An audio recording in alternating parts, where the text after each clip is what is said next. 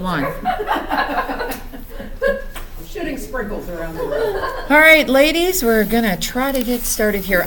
This is a little different. This is admin training. So what we start out with is we kind of just go through and talk to you guys about like where the administrative manual is located, because we no longer print off a big old manual that you guys look at because people don't like the paper anyway.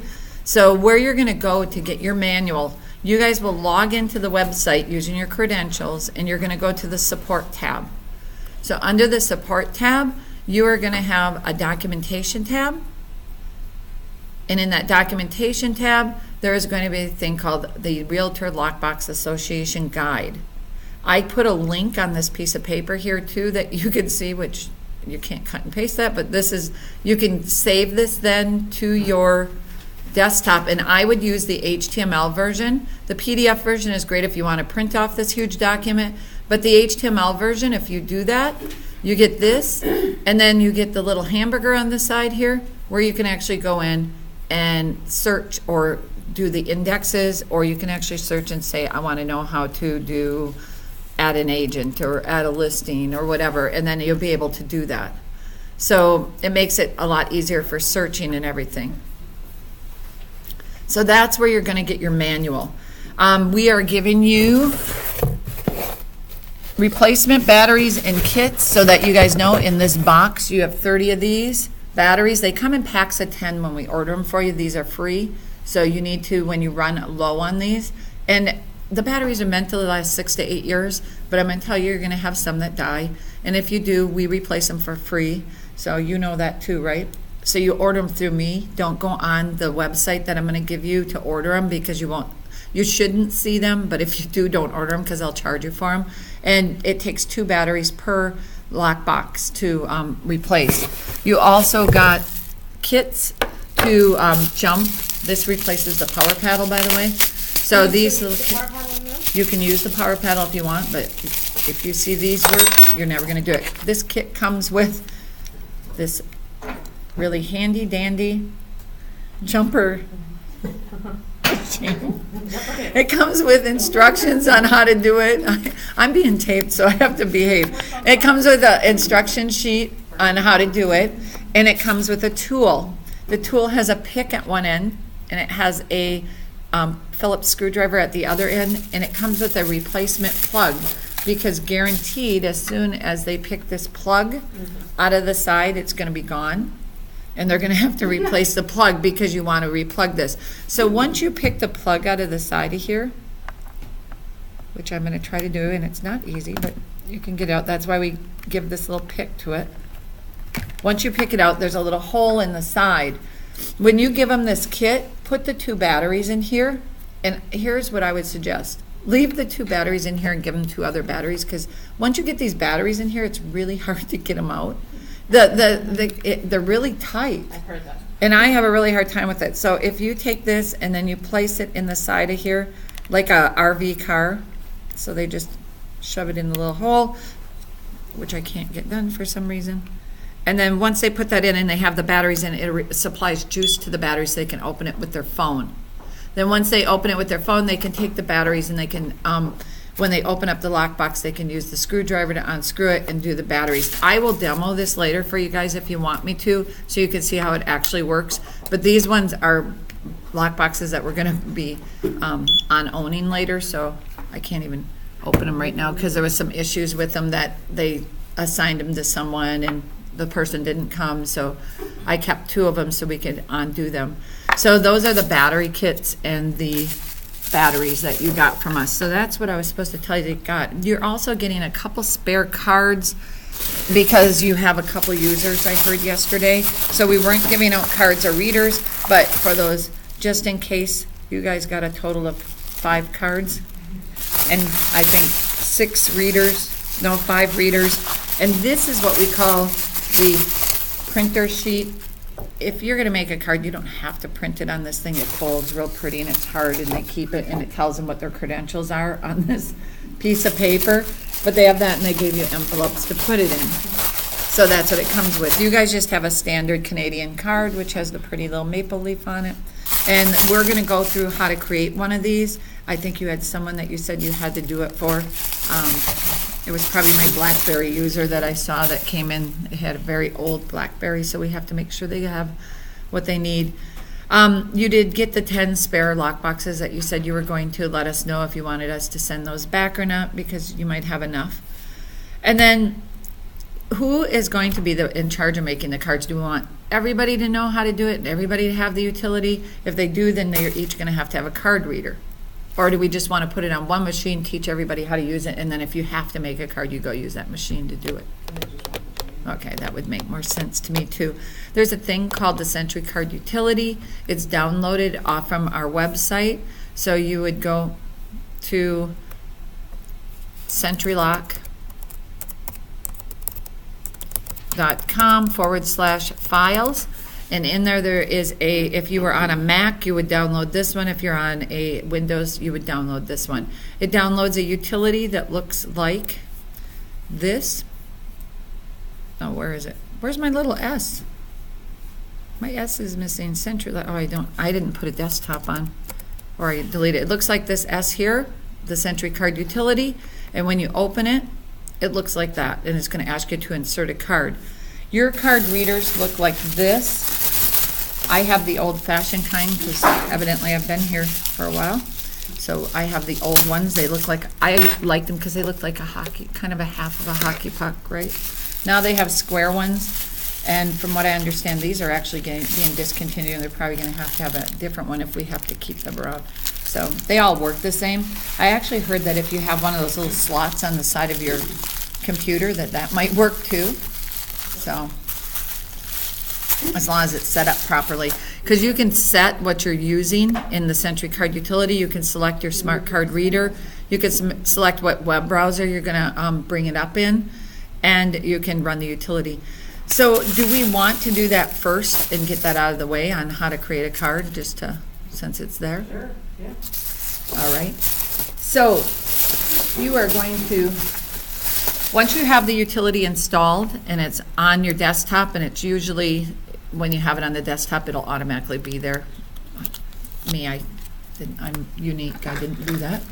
So you're going to take the card and you're going to insert it into the card reader. So once I insert it into the card reader, you'll watch up here, it'll launch it, and it goes ahead and launches the SentriLock utility or menu. And I'm going to go ahead and log in. And then it asks me who I want to be for. I don't want to be Greater Vancouver. You guys would go directly to Barry's. I have a lot of people. So I'm going to do Barry's, and I'm going to submit it. Notice the green line at the top. It read the card, and it knew that card was new. So that's why it asked me who I was. You guys log in with your credentials. I thought I turned off Slack, and I'm really sorry if this is going to come up in your readings, but... you'll notice that there's different things on the left-hand side that you'll see when you actually put the card in a card reader. This is why it's a little different. You guys don't really have to know anything besides the fact that it'll say activate a new card, because this is the only time you're going to use this utility, is to activate a new card and then to teach them how to renew a card. So when I click on activate a new card, it's going to come up and it's going to ask me who I want to activate it for. It's only going to bring up any agent that does not have a card already. Now this guy, did he already activate his P credentials? Do you know who he is? I'll look for him. Don Sutherland.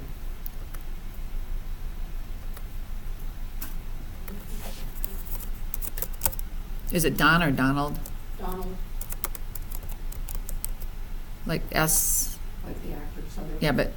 S-U-D-A-E-R-L-A-N-D. Yeah, all right, so he must already have a record. So what I need to do is I need to inactivate that record that he created when he got the activation notice. Actually, try Donald F. Sutherland. Well, I can't look up the specific reading of it yet. Okay, either way. F is in Frank, period, Sutherland. Yeah, it didn't come up. Okay. I'll just go over here. This will be a good thing because now you guys will learn how to terminate.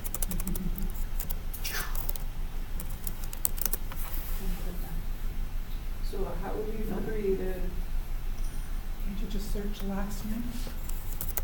If I knew how to spell his name. Are you guys sure he's in here? SUTHER-LAND. TH. But you said you thought there was an F in there, right, too? Is that, Donald F. do you have his external ID? Sutherland BD, is his. Okay, hold on. All of a sudden, my screen locked up. There we go. VD. 102-565.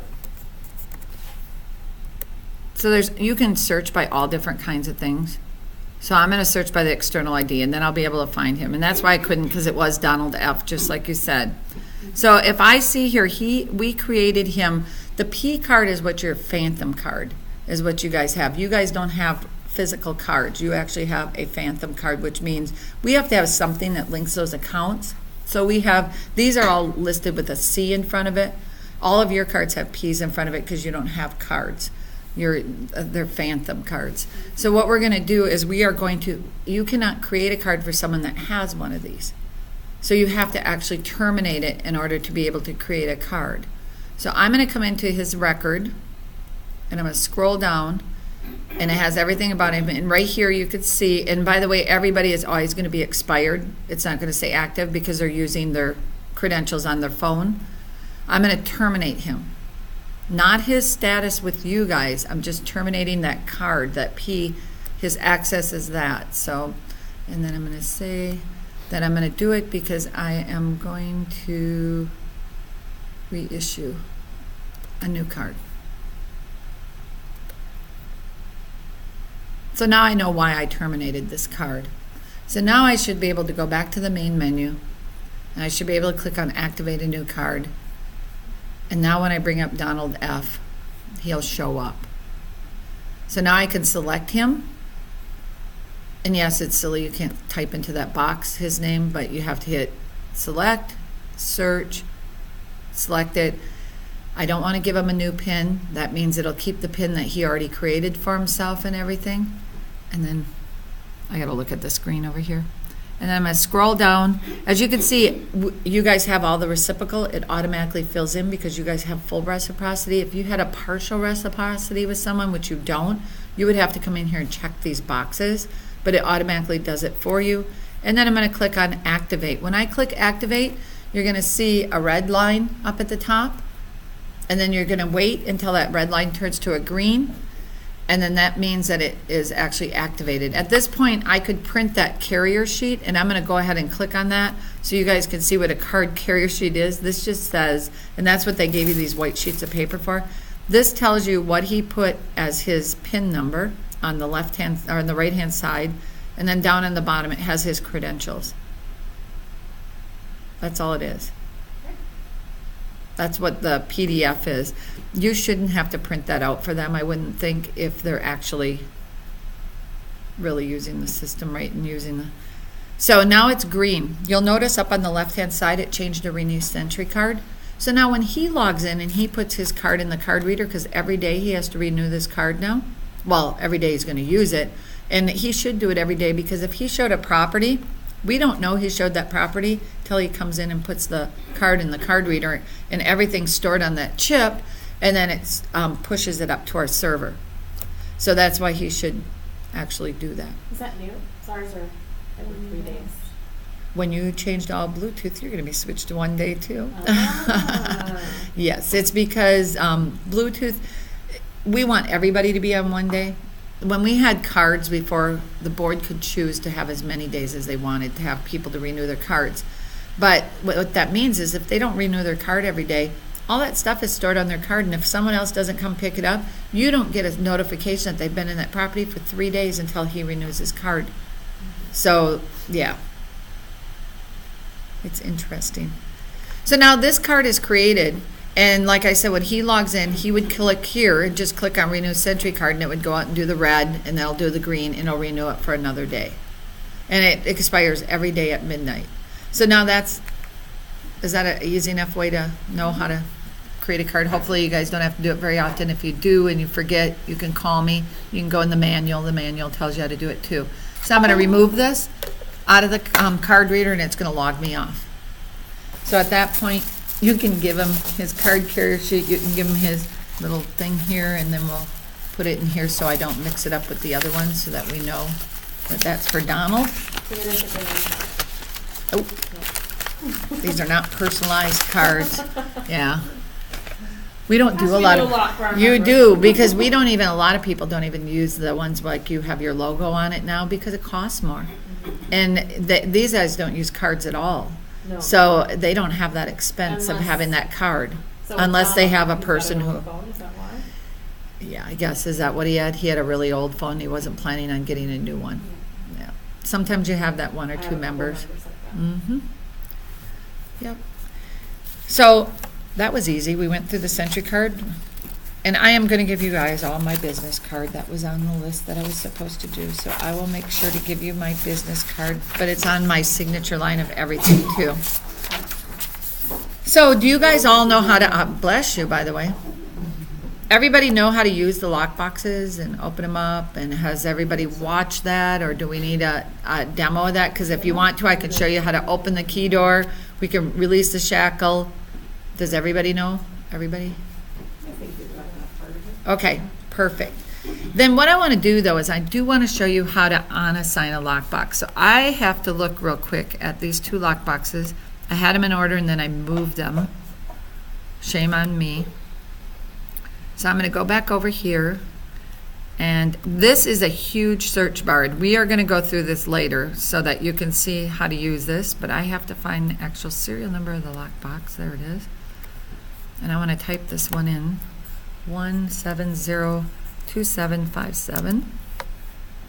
This is the one. Okay, so this one got assigned to Len, and Len is not picking up this lockbox. So we need to unassign it so that we can give it to someone else because Len's not going to use it. And you're going to have that. You're going to have people bringing them back in because you guys own the lockboxes. What you will do is you're going to click on the lockbox serial number. You're going to search for it under the Properties tab. I put in lockbox serial number. I found the lockbox. And then I'm going to click on serial number of the lockbox. So I'm going to click on that serial number of the lockbox, and I'm going to come down here to where it says transfer. I'm going to click on transfer, and I'm going to click on transfer ownership to no one. Right now, this doesn't work for you No. until you go totally Bluetooth, but you need to know this for in the future when you do it. So will it work on the Bluetooth that I do have? Yeah, on the Bluetooths you do have, but not on your NXTs. So then I'm going to go ahead and hit submit transfer. So what happens is it now is going to say I've transferred it to no one, and it's going to stay there. Right now, if you did that on your NXTs, that's what would happen. So now what I need to do is I need to go into Sentry Smart, and I don't know how to project this up there, so I am just going to do this, and I'm going to come up here. And sorry, camera, you're not going to see this. And then I opened up Sentry Smart, and I'm just at the Mobile Access tab, and I press the Enter key on this keypad. And it should show up. There it is. And I'm going to select that lockbox, and I'm going to open it.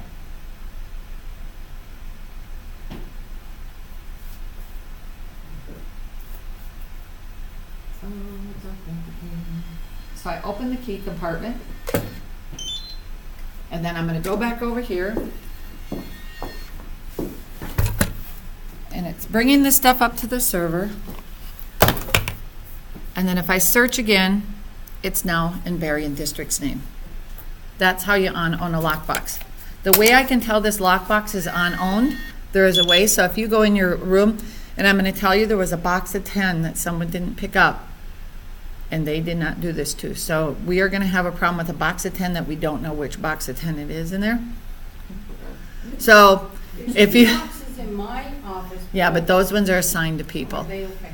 And these ones were initially assigned, and we thought the initially assigned ones, we could just unscan them and it would work, and then we found out that didn't work. So they're somewhere in the house, and what would happen is if you picked up one of those lock boxes and you do this, which is an enter, function 3, enter, it will not open like this one did.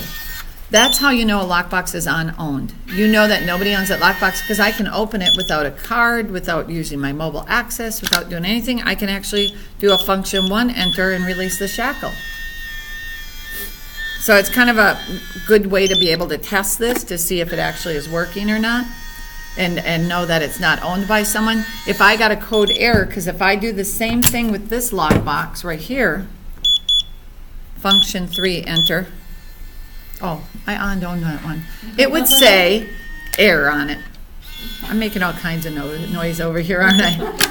I could have swore that this one. 1710875. That's interesting.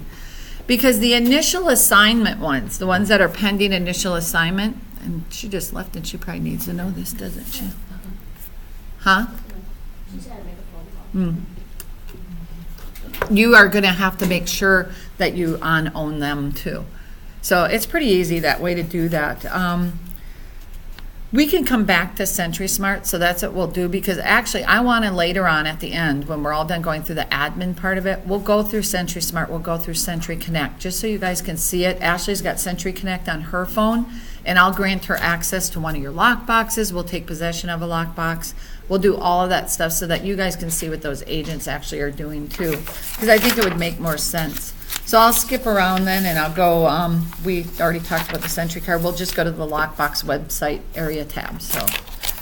So what we usually do during admin training is we actually just tell you about the top tabs and the left-hand tabs and how to use them, because this is where you guys are going to spend most of your time.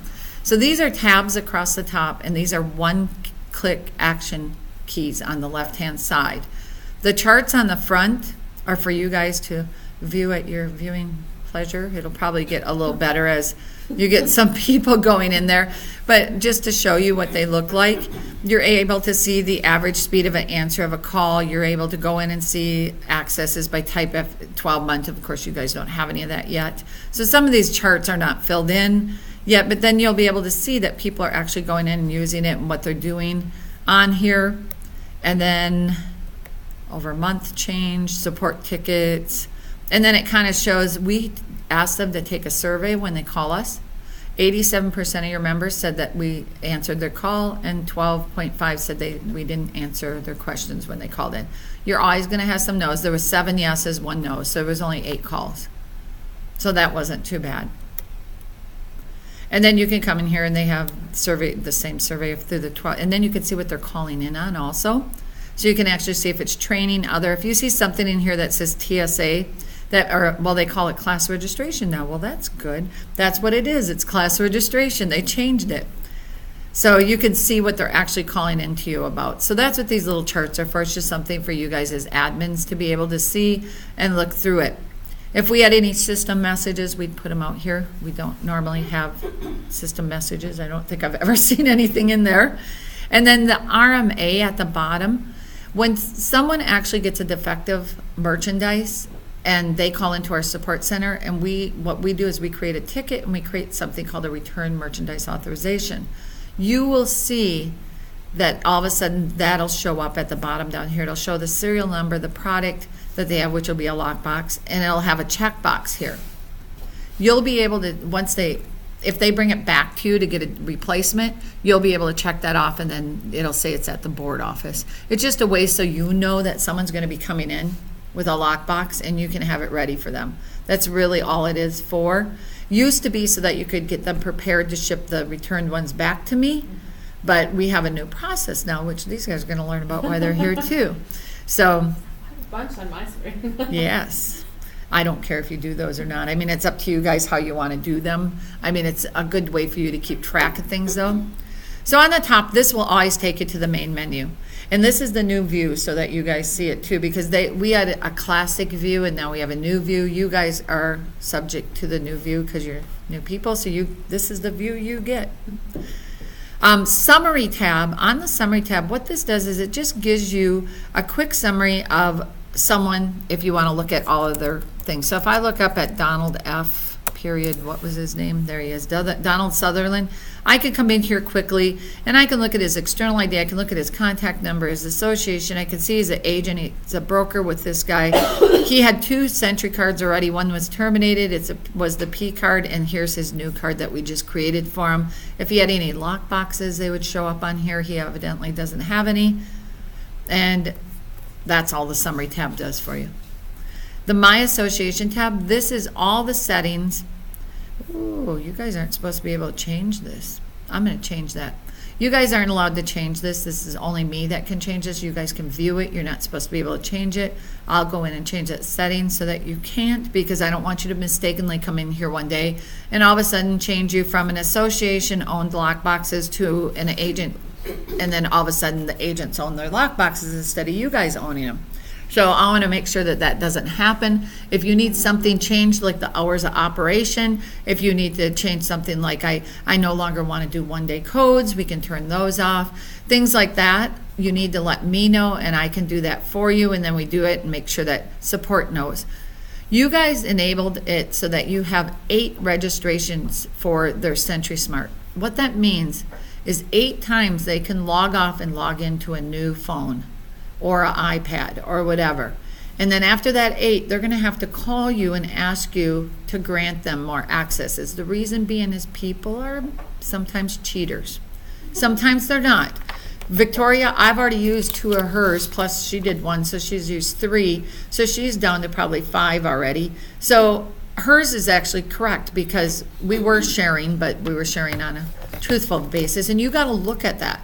If you look at their accesses, and I'll show you Victoria's, you will be able to see how I logged in and what I logged in with. And if you see someone that has a Samsung, and then they have an LG phone, and then all of a sudden they have an iPhone, and it's like every day it's changing, they're probably giving their credentials to their client to go into the properties, and you can shut them off and say, I want you to come in here and talk to me about this, or give them 1 access so that they can only use their phone, and that's it. So it's kind of a little way to police people, is on those mobile access.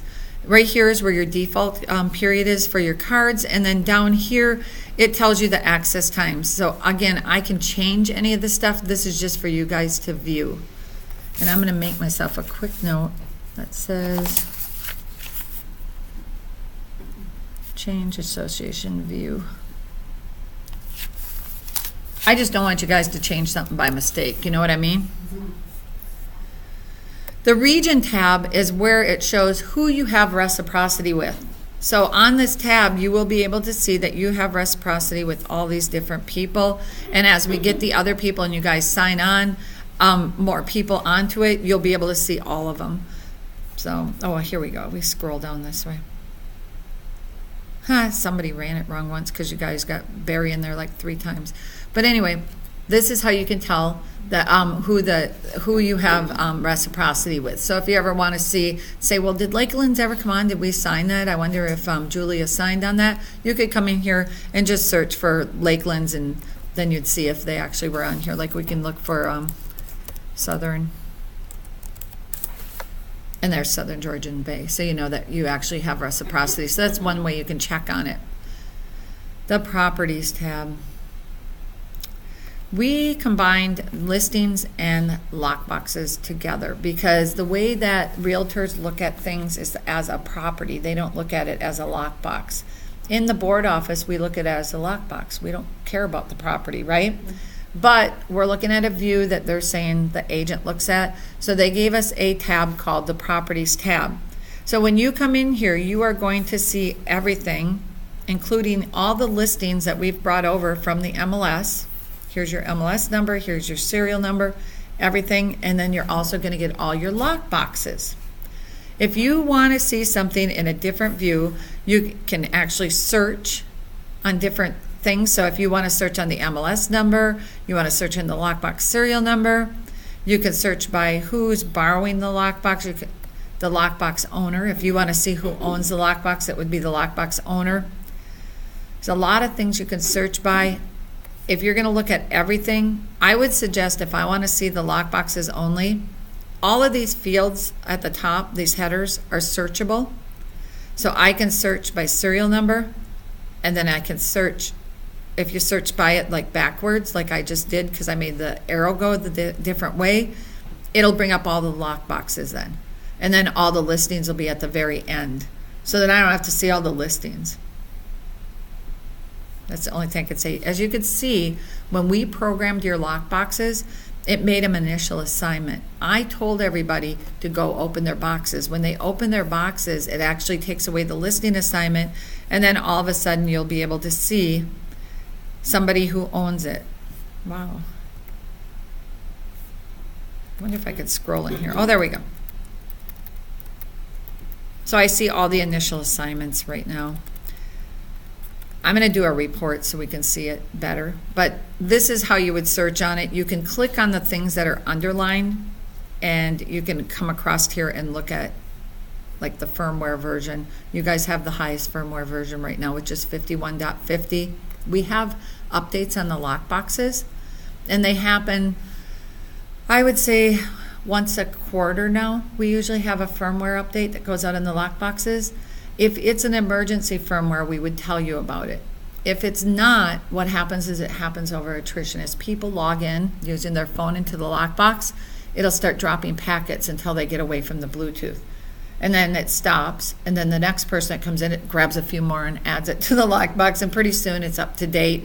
And if anybody calls and says, oh my God, I was sitting in front of the lockbox and there was like a series of Christmas tree lights circling, and then it stopped, and then all of a sudden the lockbox worked, that's what happened. The firmware finally completed its cycles all the way through, and it looks like Christmas tree lights. It does yellow, red, green, yellow, red, green, yellow, red, green, and it spins and spins, and then it stops, and then everything works, but it's on the latest firmware then. And like I said, we usually only tell you if it's a major release that's happening. There's something that we have to get that firmware out there in order to make something work correctly. We've only had that happen once, and we actually went out to the places that had them and did it for them because it was like really major. But all the rest of them are small things, you know. Oh, we're going to change the way this works a little bit and make it work, you know, a little better. You know, we're going to make it so the clock talks to each other, so you don't have to reset the time on the clock anymore, because there's two boards inside these lock boxes, and it talks to each other, so it keeps the time even when the batteries die. So there's different things that happen in that firmware. Let's go back over. This is clickable, so if I wanted to go in and look at this lockbox, I could come in here and I could see it's assigned to Brian Young. I could see if he had it, if I wanted to transfer it to someone, I could transfer it. I could transfer all of his lockboxes to a new broker if I wanted to, as long as they don't have any lockboxes assigned to them already. So there's all kinds of different things you can do in here and look at. If they change the batteries, so if something happens that these batteries died, you have to come in here and click this battery change date on here. It doesn't automatically change it. And people don't do it, but it is nice to have it in there, because then you're like, why is this battery dying? It was new February 4th, right? But if you see it's like 2015 and now we're in, 2019, you're like, well, it's 5 years old. It's getting pretty close to that 6 to 8 year mark. That's probably why they're dying off. So let me go back. And you can use the little arrow key on the top, it doesn't matter. Up here, there's all kinds of sub-menus up at the top. If I wanted to add a one-day code, there's a couple ways I can do it. So I can either click on the lockbox itself. I'm not going to be able to do it for this one because it's not assigned to a listing, but I could go ahead and it's not transferred yet either, but I could click add one-day code, and then I'd be able to say who it's going to be for and generate a code. Also, I can do a one-day code from the left-hand side as a one clicker. So I can do add one-day code. And this is what your little offices are going to be doing, the office staff. They can come in here, they pick which lockbox they want to assign it to. They would only get a list of their lockboxes. You get everybody's. And so it's much easier for them. They select the one that they want to create the lockbox one-day code for, and they generate the code. They say what date it's for, and they get the code, and they can send that out to them. That tells them how to use it. Let me go back to properties again. Lost, stolen. Someone asked about this actually in class. It was pretty weird. They're like, what if someone, like, I lost my lockbox and what do I do, and am I responsible? Well, yeah, you are responsible for that lockbox, but we can take it out of their inventory and tell it, because sometimes they appear back. It's weird how all of a sudden they'll appear back in the thing. So if you mark a lockbox, lost or stolen, so if I selected this lockbox, I can select lost or stolen. No, I can't, not on this one. But I could select lockbox lost or stolen, and it would show up in this list of lost or stolen lockboxes. It would be in here.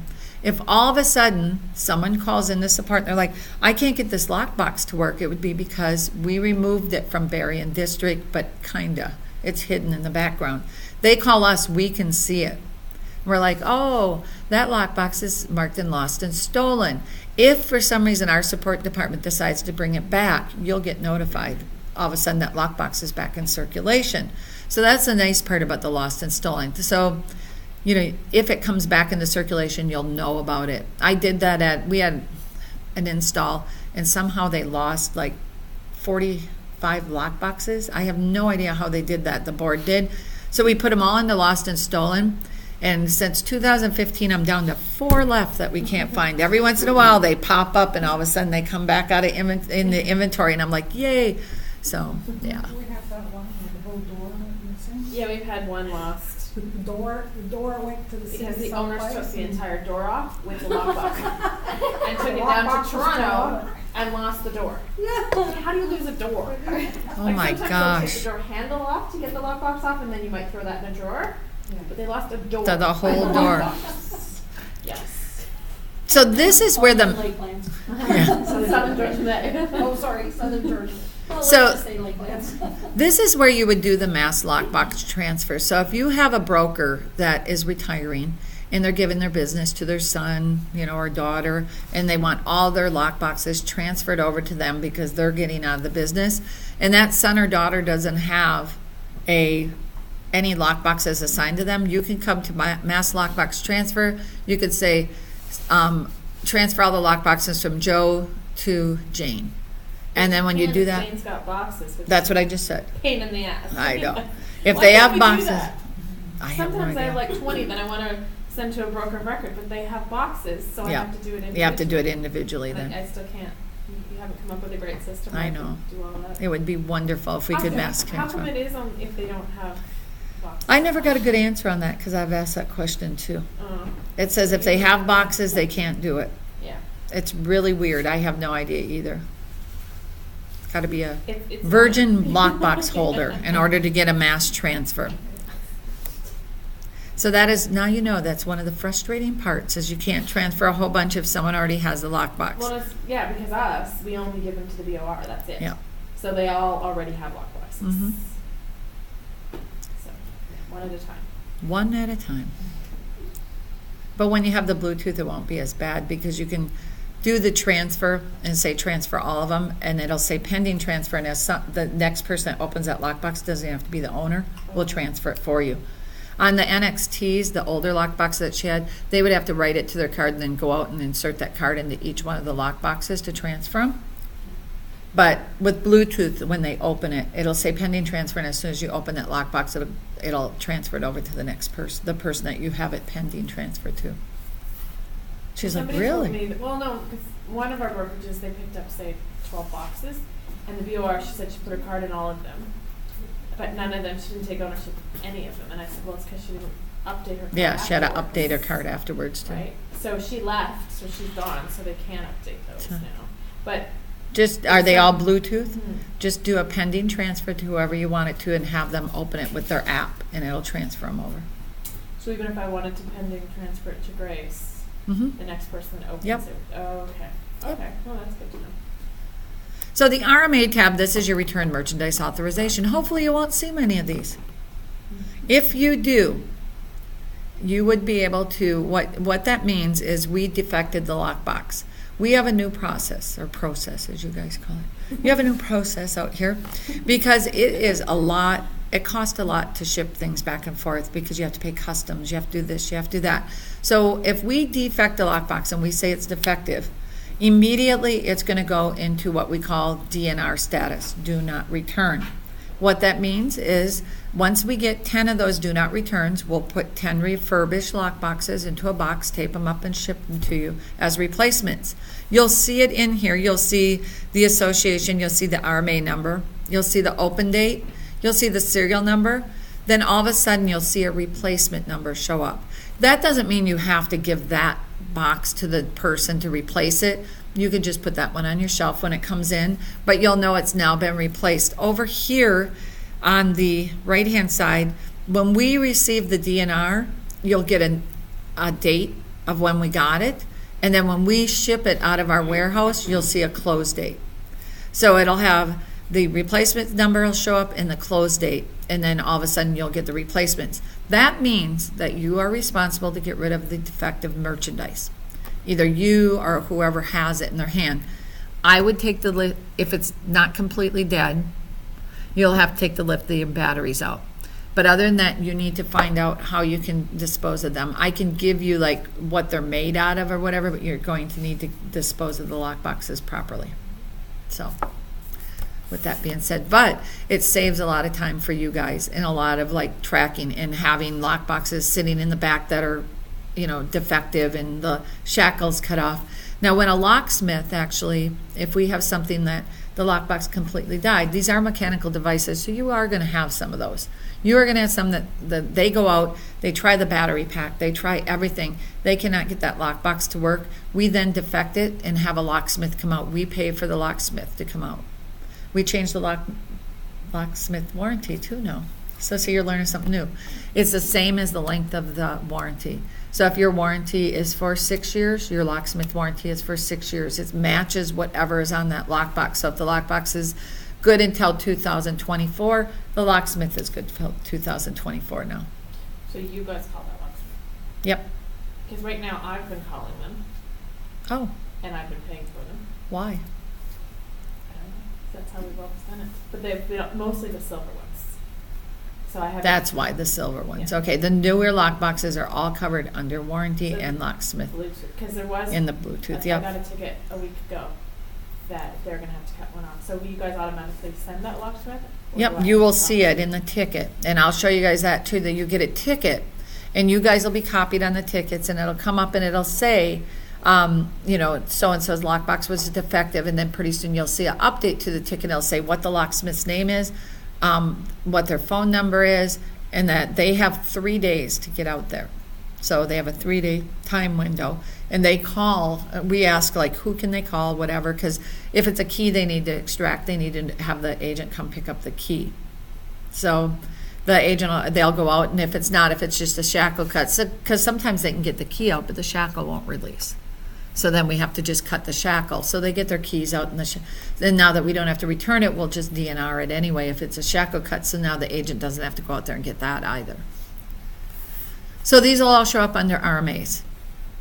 Under the user tab, the user tab gives you all the information. That includes their card serial number. It includes their card status. Your card statuses are all going to be expired except for that one guy, because they're not using cards. They're using their app.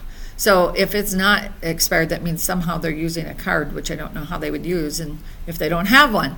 The Get PDF on here is how you can look to see what their credentials. So somebody calls in, they're like, because I had so many people, I didn't create a credential. I said, did you get an activation email? Well, yeah. I said, well, you created a PIN and a password.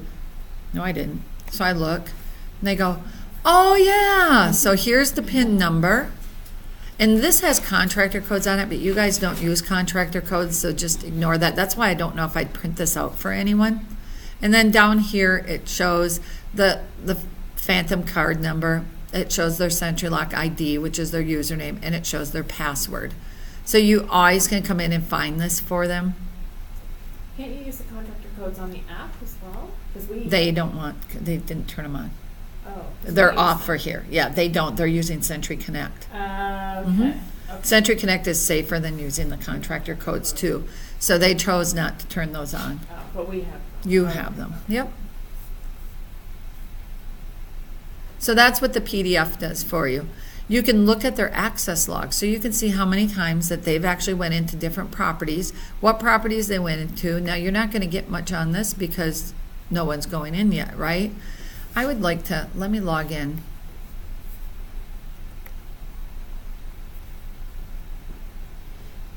Trying to think of, I want one that is all Bluetooth also. So we'll go to Brantford.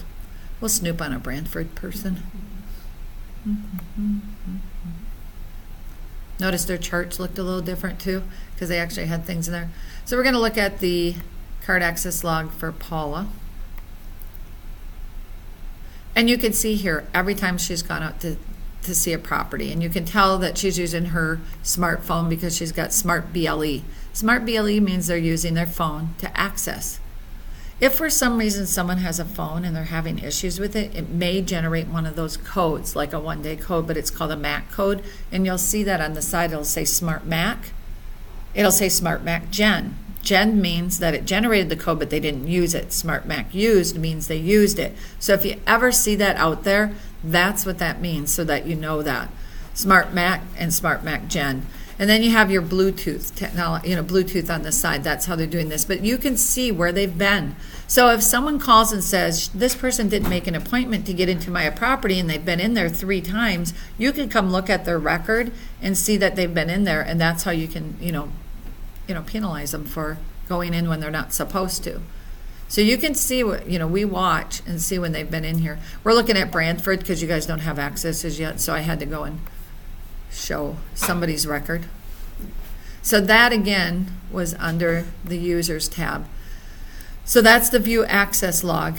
Here is their name. If you click on their card number or their name, it's going to bring you to the same place. It's going to bring you to all of their stuff that they have out here as far as who they are. Their cell phone numbers, you guys must have not have transferred their cell phone numbers over. True enough. Because everybody that I've looked at has not had a cell phone number. They need to update these. So I told them in class and showed them how to do it. So hopefully they will start doing that, because in order to get the push notifications, they need to have that cell phone number, right? You guys have somebody out front too. I see them in the store. I don't know if that matters or not. And then in here, you could see that this person is actually a broker for all of these offices. Is this pulling it from Matrix? Yes. Matrix has cell phones. Did they have an actual separate field, or does it say, when we get it in RETS, does it just say phone and then we don't know which one it is? I think it should say cell phone. Yeah, there's one that says phone, and then direct phone, and underneath it says cell phone. Yeah, we'll look at the data feed later then. Let's write that down. But yeah, some of our members don't I've have been updating cells. that for a long. Yeah. Yeah, I don't know why they didn't bring it over, but I noticed almost everybody is like that. This is where, if for some reason in Matrix it comes across and they're terminated because you terminated them, you will see that it's terminated here. It also terminates the car or their access at that point. If for some reason then they came in and they paid their dues all of a sudden and you guys activated them again, it will activate their agent status. It will not activate their SentriLock status. There is a way you can do it if Matrix would send us a switch that says to turn it on. So if you end up doing that, let me know. If not, when you have someone that gets terminated and you bring them back on, just come in here, click the on terminate.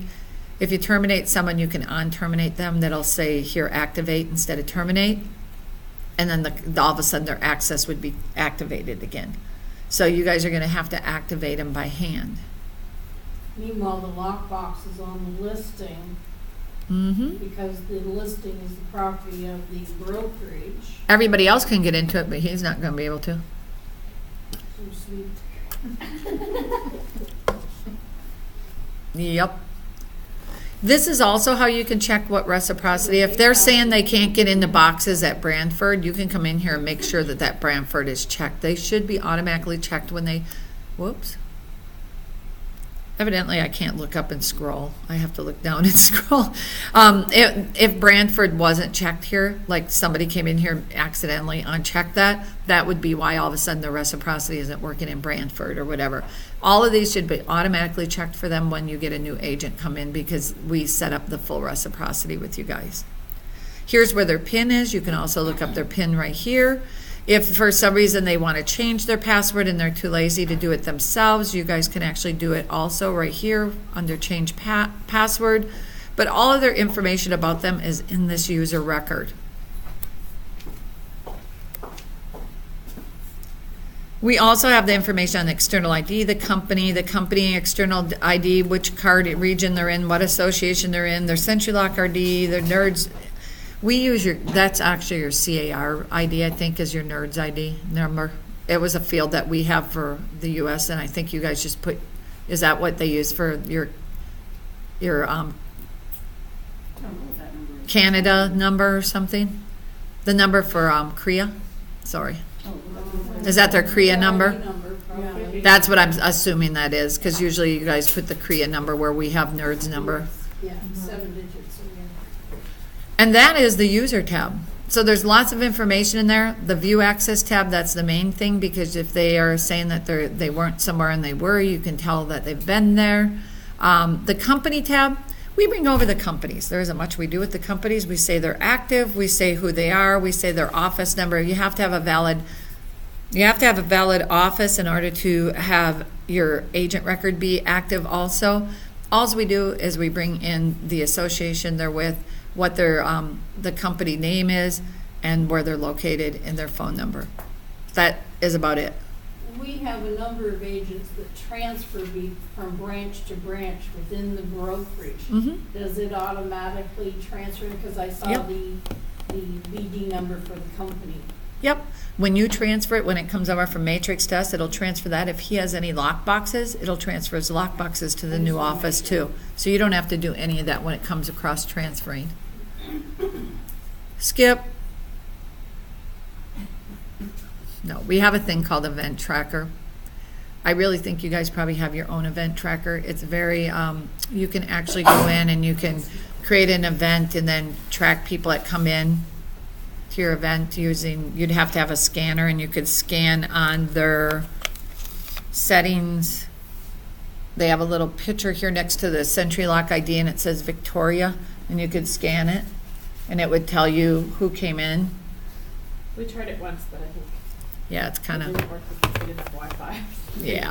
So it's pretty- yeah, it's, you know, most people they have all these advanced things that you can get now. That it was something that we created many years ago, but it's there. If you need to use it, I have documentation on it, and I can provide you with that documentation.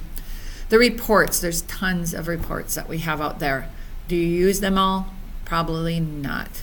The client listing access is something that the more than likely they will use. It tells them, they can go out and say, for this lockbox, I want to see how many, you know, you can show how many times somebody been in and print that off as a PDF, and they can give it to them. You guys will probably use the lockbox thing. If you click here, it's going to give you a PDF. Totally unuseful, because it's going to show you every single thing. You can't do anything with it. It's a PDF, and it takes up your thing, so you have to go back. So I usually download things as a CSV, which is a spreadsheet. So once it downloads, I can open it up, and I can take this, and I usually like to come up here and format it as a table because it looks like garbage when it comes in. And then I have headers with filters at the top. So now I can filter my data in here. So if I can make my columns bigger if I want to, I can see which lockboxes are pending listing assignment. I can actually come in here and sort if I wanted to by lockbox. I could see all these ones I could see blanks in here. I could see whatever I want to see. I could see if people actually are putting them on properties or not. And I can see the firmware version. This report looks different than the report I get in Classic View. Interesting. So you can get a lockbox report to see, until these people start doing the initial assignment, this report isn't going to be helpful for you guys at all. So that's why we really made sure that they talk to them about doing that. So there's that report. You can do lockbox accesses by month. I'm going to be doing a 30, 60, 90 day for you guys. This is one of the things that I run to take a look at, and we can actually, let's just take a quick peek and see if anybody actually used it yet. So we're going to run the report. Probably show me logging into this lockbox. That's probably about it. But I can see that 3 one-day codes have been generated. 3 blue codes have been generated. They haven't been used. If they were used, it would say one-day code, and it would say blue code. Blue code is SentriConnect. One-day code is the one-day codes. So people are trying it out just to see. So 3 of them were created. We had 333 people actually do a Bluetooth, open a lockbox with a Bluetooth, so that's good. Somebody had a problem opening it and created a MAC code. So what happens is sometimes on the Androids take a little bit longer to open, and it starts spinning, and it'll say tap here if you want a code, and they'll do that instead of waiting patiently for it to stop spinning. If they have that spin in their settings on SentriSmart, there's that auto advertised BLE Wi-Fi. If it's on, turn it off, have them swipe out of their app and then go back in and try it again, and sometimes that works. I had one yesterday that it worked when it was off, but then it worked better when it was on a different one, so I don't know. This means that someone generated the code, but they didn't use it. And then this here is, this is for March. Because today, 5 people actually opened the lockbox, and I was probably one of them because I opened that one. So as you get more and more, it'll show. And this is how we can tell that people are actually using the system or not, too.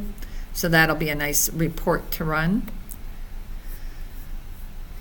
When they start opening the lockboxes, a lockbox count by company will probably be a good thing to run. I'm going to click on the PDF just for the heck of it. This actually tells you every serial number for every lockbox that you have out there. This has to be Barry's. And then down here, you can get the list of Century 21, what ones they have, and these are the ones that they probably opened.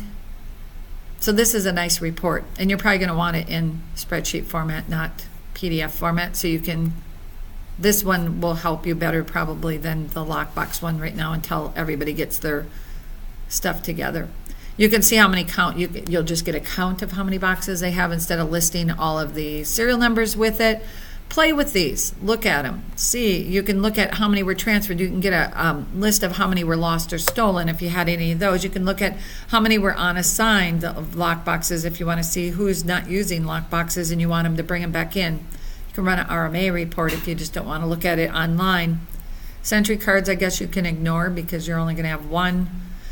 ANS card fee detail. This is where when you guys get your bill from us, you can compare it on here to make sure and see why you're getting billed so much. It will show you. I probably won't be able to run it right now, but we can try it because you don't have a month because you haven't been on it for a month yet.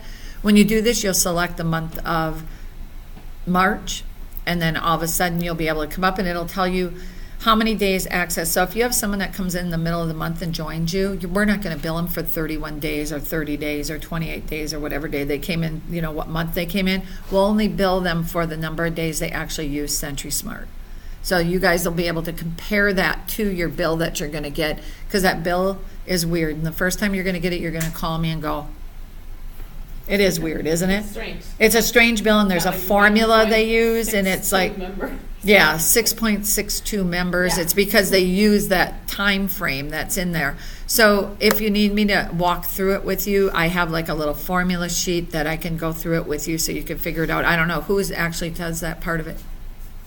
You do? Speaking of billing, you've got a postal code that was 2 locations ago. We got a what? Your postal code is 2 locations ago. Wrong postal code. Wrong postal code. Oh, for you guys? Okay. Where did you see that? Top right. Up there at the corner, that's Mary Street postal code. Where do I see it up in the corner? Right beside where it says. Right beside Barrier your name up District in the Association. right hand there. To the right. That's, I don't even know where that comes from, to tell you the truth. I do, I just told you. Well, I know, but I He don't. doesn't know how it feeds Oh. there. I mean, I understand what you're saying, but I don't know where that feeds from. I know on NetSuite we have your new location because I have that in there, but I'll take a look at that. I don't imagine that matters, really. It doesn't on here. It does it for billing. He's talking about billing because. No, billing comes through our NetSuite, and the billing has the right place on it. cyberspace and postal code. Yep. Yep, the billing on the other one has the right one because I made sure that they had your new address in there. Does it have unit 1 on it? Because we need that for mailing. Just saying. I'll look it up for you. Okay. Thanks. That'll make you feel better because I want to make sure that we have what we have correctly too. Yeah. I just don't want it to float around the province of Ontario. No, that would not be good.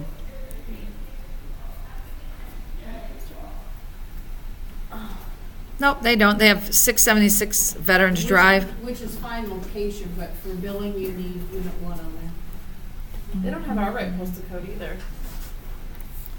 That's probably two postal codes ago. It doesn't matter on the It doesn't really website. matter. It doesn't matter on I've the never website. It noticed only it. matters for when you're getting your bills. So it should say Unit 1 in here. Is that what you're saying? Yeah, it just. No, and I can't change it. I'll have to ask them to put it in there. Yeah, maybe it came from when we originally signed up or something. I don't know, Probably. but I've never really noticed that. Yeah. I don't think that part matters. That's only on the online. All right, so then there's the RMAs. You can run reports on RMAs, the SentriCard, the ANS fees. I don't know, you can look at your agents that you have out there. Most of you run those on your matrix system, but if you want to look at them out here, you can look at them out here, run a report, same with users. And you can run a report on any support tickets if you want to, and get a report on that. That's it for reports. And then SentriConnect, this is where you are, look at, those are the people that actually generated SentriConnect accesses already for someone. So the authorizing agent, Tammy Wigley, actually made a SentriConnect access for Karen for us@yahoo.com, and they're going to go into this property from 6 to 6:30 p.m. So that's pretty That's interesting. ahead of ours. Nobody's done it for us yet. And then, so there's 3 of them. So this is where the office staff could actually, or yourself could come in and click on Grant SentriConnect Access. They can put in the user's email address. They select which lockbox. They select the time and date. Again, you can do a 14-day window in there.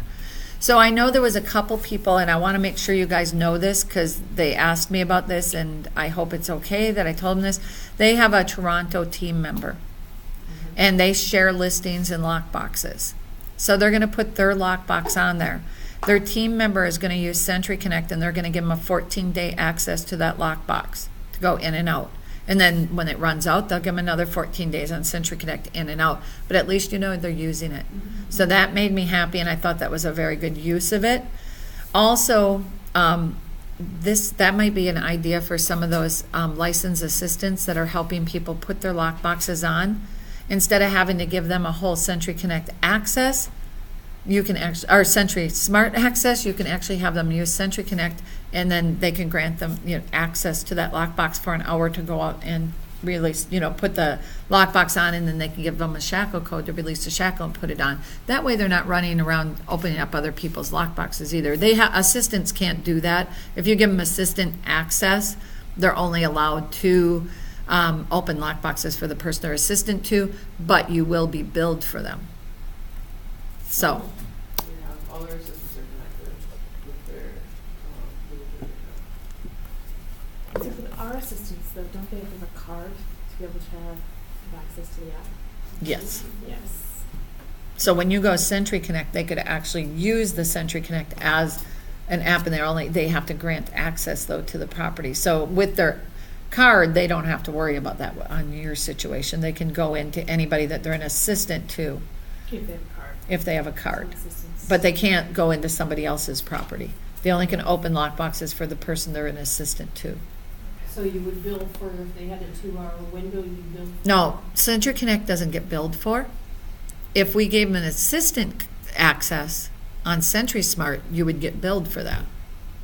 Oh, just a full-time? A full-time, non-licensed assistant. Yep, non-licensed assistant access. So that's something to think about too. It's up to you guys how you want to use that, but I thought I would mention that. The support tab, again, this is where you're going to be able to, you guys won't create support tickets. You could if you want to, but it doesn't make sense. You would rather create them through our support center or myself. This is where you can get the FAQs, the system guides, the documentation, videos, and downloads. These are older though. I'm going to warn you that. So if you click on some of these, you're going to see some of the older things that are out there. I would suggest if you want help, you go to SentriLock.com/help, and then you're going to go out here and to the help files, and then you're going to be able to get the FAQs that are out there. And if you want to know something about the lockbox, you can click on here. If you want SentriSmart, you click on here. Apple, Android. That cracks me up every time. Apple, Android. So anyway, So if they add their assistant as a team member, then they can release shackles. yes. But then we'd have to charge them for that, because I have some people that have added their assistants as team members, but I don't give them a card. No, if they don't have a card, then you don't. If you give them a card, an assistant card, then they get billed for it. But they can just add them as a team member. But then they can't. Right now, no, they can't. If they use SentriConnect, is what I was saying, and they give them a shackle release code, then they can. So I thought somebody added their assistant as a team member so that they could go and release the shackles. If they have a card, they can. Just out of curiosity, what do you charge? For an assistant, it's the same price as whatever you charge for the agent. I don't know what they We bill you charge guys. $10 a month. Do you bill it monthly, or do you bill it in advance for 6 months, or? We bill the member quarterly. But you guys, I don't think are billing your members. But you're not billing your members, you're getting billed from us. So it's different. We can look that up later to see too. Yeah, we just put it on our quarterly invoice. So on the support tab, if you want to look at the tickets that have been out there, you can click on all open. There's nothing open, so I would click on all tickets. Now we can see who's called in. So you can see Lindsay Pierce called in. They got some SentriLock or card utility training, which I don't know why they were doing utility training because they don't have a card. So that makes absolutely no sense to me. So I'm going to open that up and take a peek and see why my support rep would be doing that. So Lindsay called into support needing some assistance with their SentriSmart application. I was able to verify her information to assist a lockbox to following steps. So she went through that. Manually lockbox, look. I think she just clicked on the wrong thing because there's no reason why. I have no idea why they would have listed this as a Sentry card utility, so they need to watch what they're picking because I don't want to throw your stats off either because there is no Sentry card utility training in here at all. The rest of it is right, the sharing teams, etc. But I wonder if that's not good. Okay, we'll make sure we get that so that they don't change that or do that because I don't want to throw your stats off either. So then we have Colleen that called in about website training. So this also helps. We record these calls. So if you have someone that called in, they're like, that support center was absolutely awful, and they like the person was rude and whatever else. I want to know about that because I'm going to pull that call and I'm going to listen to it. And if they were really rude, I'm going to give it to the manager of that department. I'm going to make him listen to it because that is not what we're about. Our company is about customer service. And we need to be polite to the agents. I don't care if they don't know what they're doing and they're rude to us. We're not rude back to them. So I need to know that if that happens. And if it's a call that I feel that you need to listen to, because maybe it was opposite way around, I would give the call to you to listen to also on your end. Because, we've had times when realtors have been very bad. So you can see your people are actually calling in. This is good. So they've gotten some training. People are calling in about website training too, which is good. They want to know how to change their account. I bet this guy went in and added his phone number like he was supposed to. So people did listen to class. Look at that, eh? Jack hung up. I don't know why he hung up. No. And then he called us 12 times.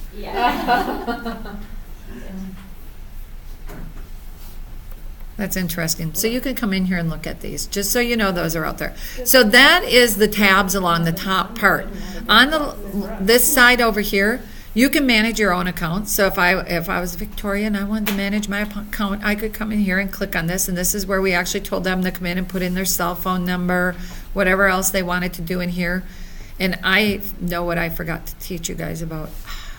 Dang it. We're going to go back to users. So we're there right now. So if I come down here, I can see that right now somebody logged in with an iPhone and someone logged in with an iPad. Guilty. So she had 8 registrations. She's down to 6. When I log off again and then she logs in, she'll be down to 5. Then if you log off and then you log in on somebody else's, you'll be down to 4. Then I log in, then 3. And each time it'll say what type of phone it is that you're logging in as. And eventually you're going to be to 0. If they call in and you see all of these devices and they're all different devices, then you're pretty sure they're probably cheating with someone. So you're probably not going to want to grant them another 8 accesses. You might want to give them 1. Fraser Valley allows their users to have 1. It would drive me nuts because what if you buy a new phone? I would at least give them 2, right? You guys give them 8. You can give them unlimited. I'm going to give you unlimited. You're an admin. You should be able to log in and out as many times as you want to. Unlimited is usually reserved for those people. You might have an older person that has an iPad and a phone and they feel like they have to do that every day. Or you have someone that thinks they have to log off because their security is, if they do that, you might have to give them unlimited. If they're really using only their phone, but they feel like they have to log out and log in with their BD credentials every single day. Some people think for some reason it's unsafe because we're letting them keep it open. If they really feel that way, you might have to give them that unlimited.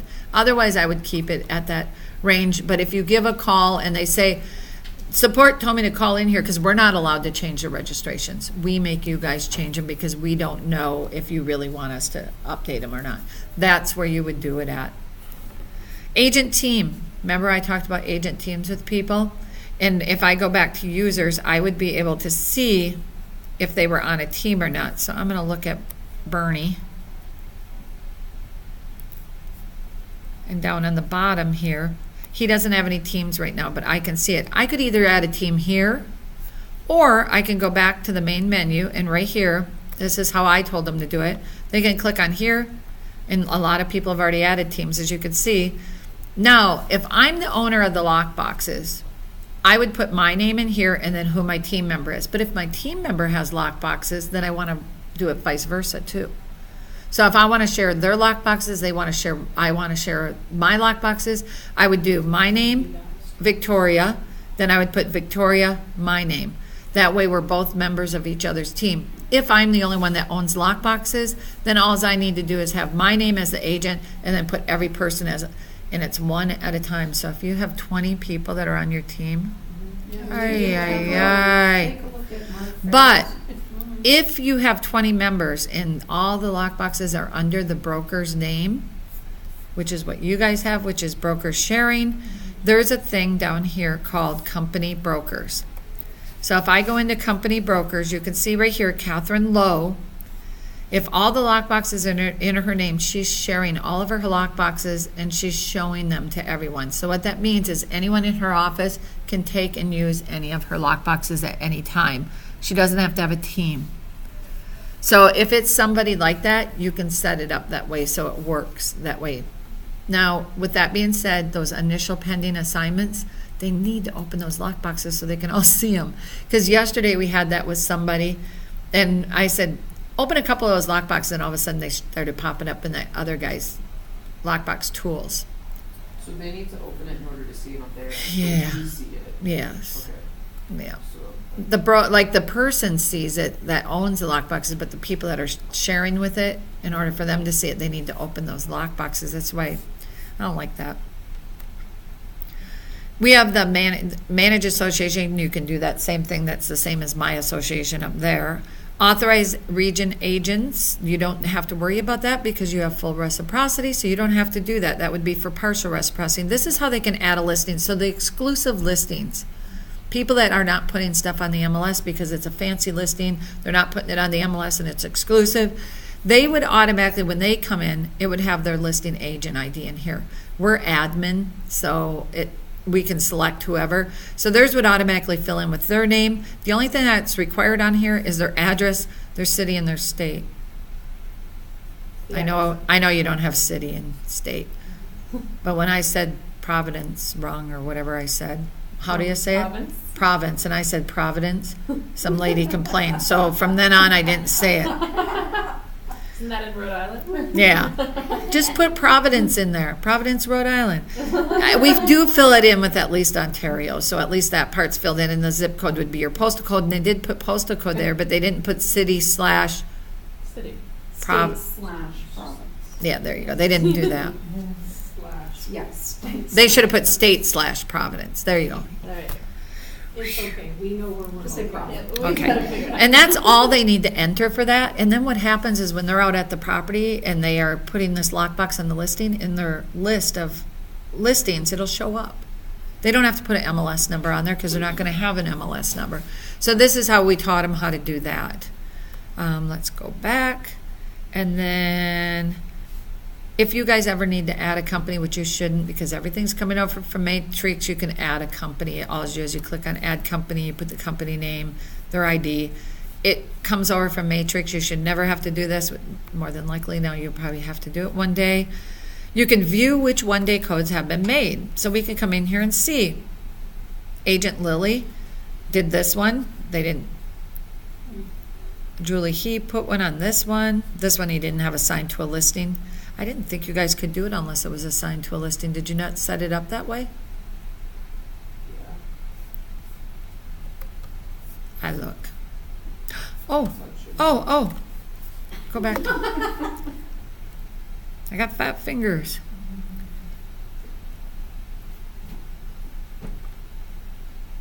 One day code. Where are you? All right, let me do this. Where's my control F? There it is. 1 day. I think they do it as a 1, don't they? There we go. Support can issue, required on all, time limited. All right, then 1 day. What the heck? Sorry, if we're gonna fix something, we might as well fix it while we're in here, right? Yeah. Make 1 day codes unique.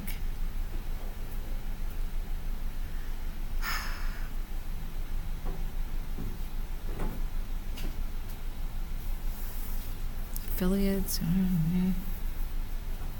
All right, it might be something that I have to see when I'm in my admin as me. So we'll go back to that. I'll make sure I have that written down. Product order form. This is where you're going to go in to pay your bills, to look at if you want to order additional lock boxes, whatever. I have one username and password for it right now, and it's Julia. And this is really, I have to make sure if Rob sets it the same way as everybody else does. So 1 second. I'm not going to say the password out loud, so I'm just going to log in as her. And then you can change the password anyway later. I just have to find it. And Rob's notes. Don't laugh at me. Look at my terrible way I keep track of things. I just want to make sure he named it the same thing that everybody else does.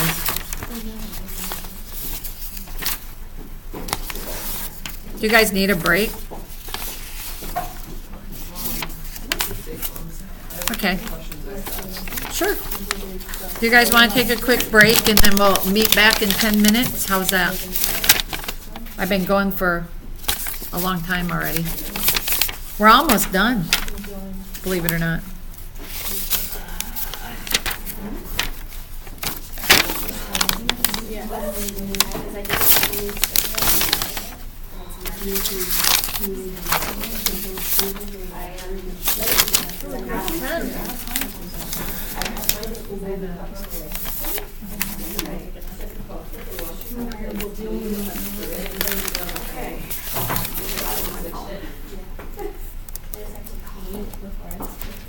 Actually, it's your name, Victoria. I thought he set it up in, Oh, joy, everything's in my name. That's joy. just what you wanted, right? No, not really. I didn't have a question about it. Sure. Do you want to turn that off or keep it on? It's up to you. You can pause it.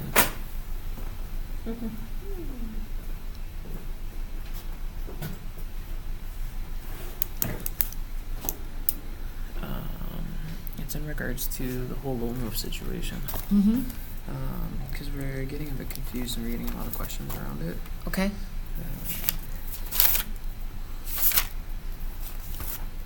Showing process.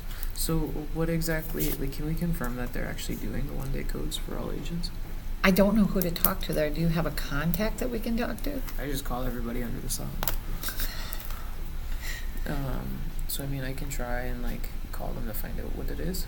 Yeah, because I mean, I'd be happy to call them. I just don't know who to talk to. So then the next question is it set up on this end, on SentriLock's end? It is supposed to be set up on our end. I just want to make sure. That's why I had her check in on a couple things to make sure. Okay. And then they just have to authorize themselves. Okay, so. indemnify, but like I said, I tried to do that and then it didn't work when we were logged in as that guy. Okay, and then what exactly is the showing time integration? Is it exactly the same? as Exact what- same thing. They go in and they set their appointment and then they issue a 1-day code. But is it then issuing 1-day codes to everybody as well? Or we don't know? I don't know that either. Okay. I'm assuming. Because then, so after this presentation, can we sit down and then just kind of try and walk through the indemnification together? Because we've got brokers that are now emailing us saying. Oh, yeah. Yeah. That they need I to agree. for that. So if that's the case, I'll try and give Loma a call now. Maybe somebody there can answer. If Lone Wolf is doing that, more than likely it's the same exact thing that SentriLock is, or showing time. Did you get that fixed? Yeah, Tony's working on it. Where did you store the agreement? Did you put it on SentriLock? Not yet. Can you send it to me so I can add Sure. Thank you. it? So there's no way from SentriLock side to confirm whether it is or isn't programmed that way. No. Okay. It's something that they do on their end. How do I pause this? Scroll to the top. Right here? Just hover up there. Oh, and there then it is. stop. Alrighty. Yeah, the worst this job does is they suck your soul. But they're probably not gonna come after you with a gun. Yeah, hopefully not. Yeah. All right, so you guys are able to purchase your own lock boxes and things like that online if you need to. Also, this is where you view the bill that comes to you. Right now, it's only set up for Victoria. So if we need to set up other logins, you guys just need to let me know who, and then I can set it up for them. Just take it out of her checking account. Yeah, she can get her actually, she probably doesn't know. If her check is that high, she's pretty lucky. She's in the process of like a bunch of realtor things going on, so in here, you can see what your outstanding balance is, and you can see, like, make a payment, things like that. Then if you want to order product, you go to the product tab, and it'll tell you Sentry card readers and accessories, or lock boxes, batteries, and accessories. So we'll go to the lock box because you guys don't use Sentry cards. This is where you can buy those little kits that you had, these things. They're $7.99, and then the lock boxes. That's So you in can- American dollars. Annette, can you, when you order online, can you just put in a credit card? Yep, Okay. yep, you can. And those are in American dollars, so yes. Yes. Yeah, I'll deal with the exchange when he gets here. Yeah.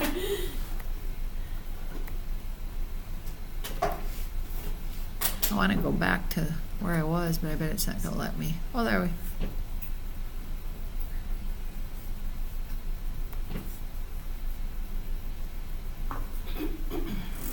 I got to remember Victoria's password again.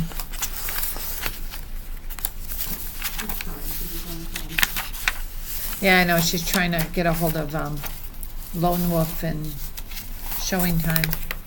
Maybe you know how that works, because you guys use that, don't you? No, No? we're in the process of perhaps adopting showing time, but it's still in the preliminary stages.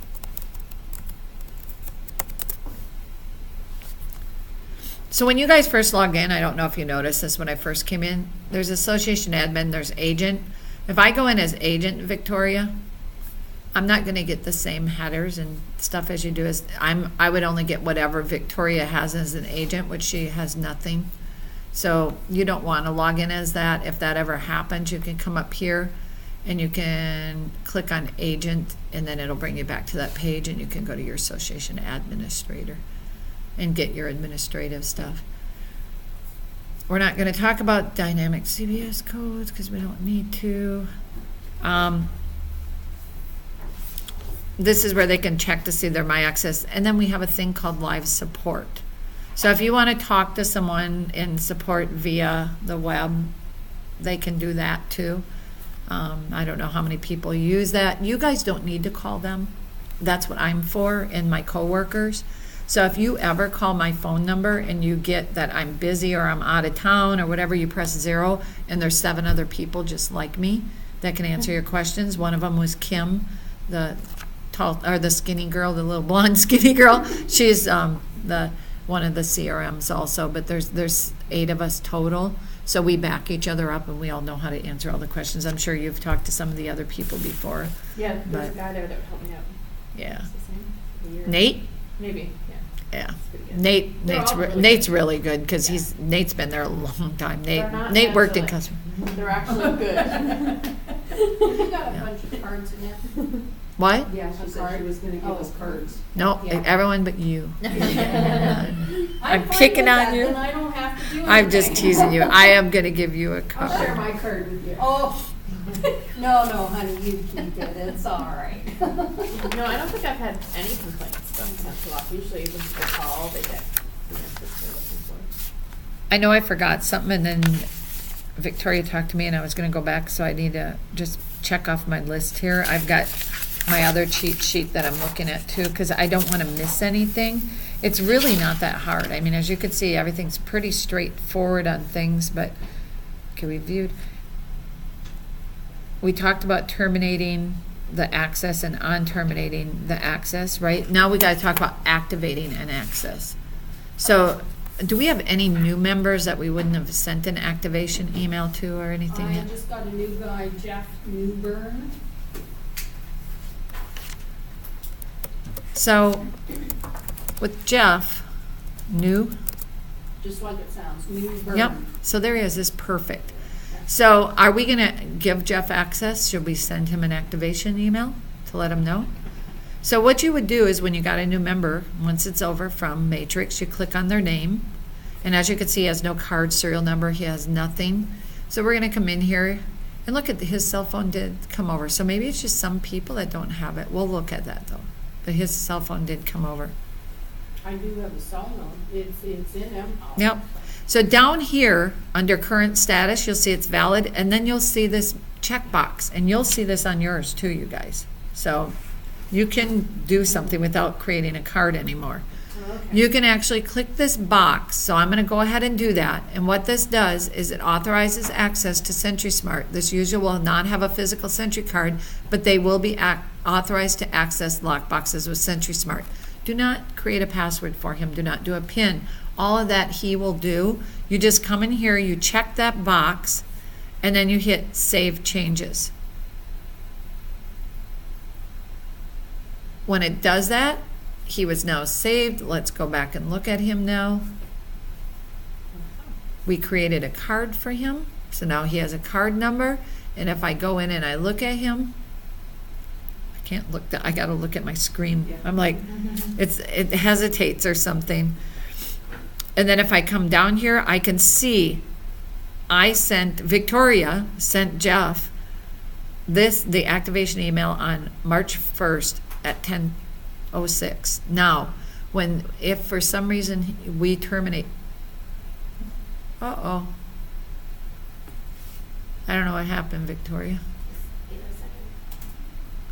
If for some reason, if for some reason he all of a sudden got terminated in the system, we would have to when we reactivate him, we'd have to resend. That's what I forgot. The one step you have to resend the activation email to them again too. There we go.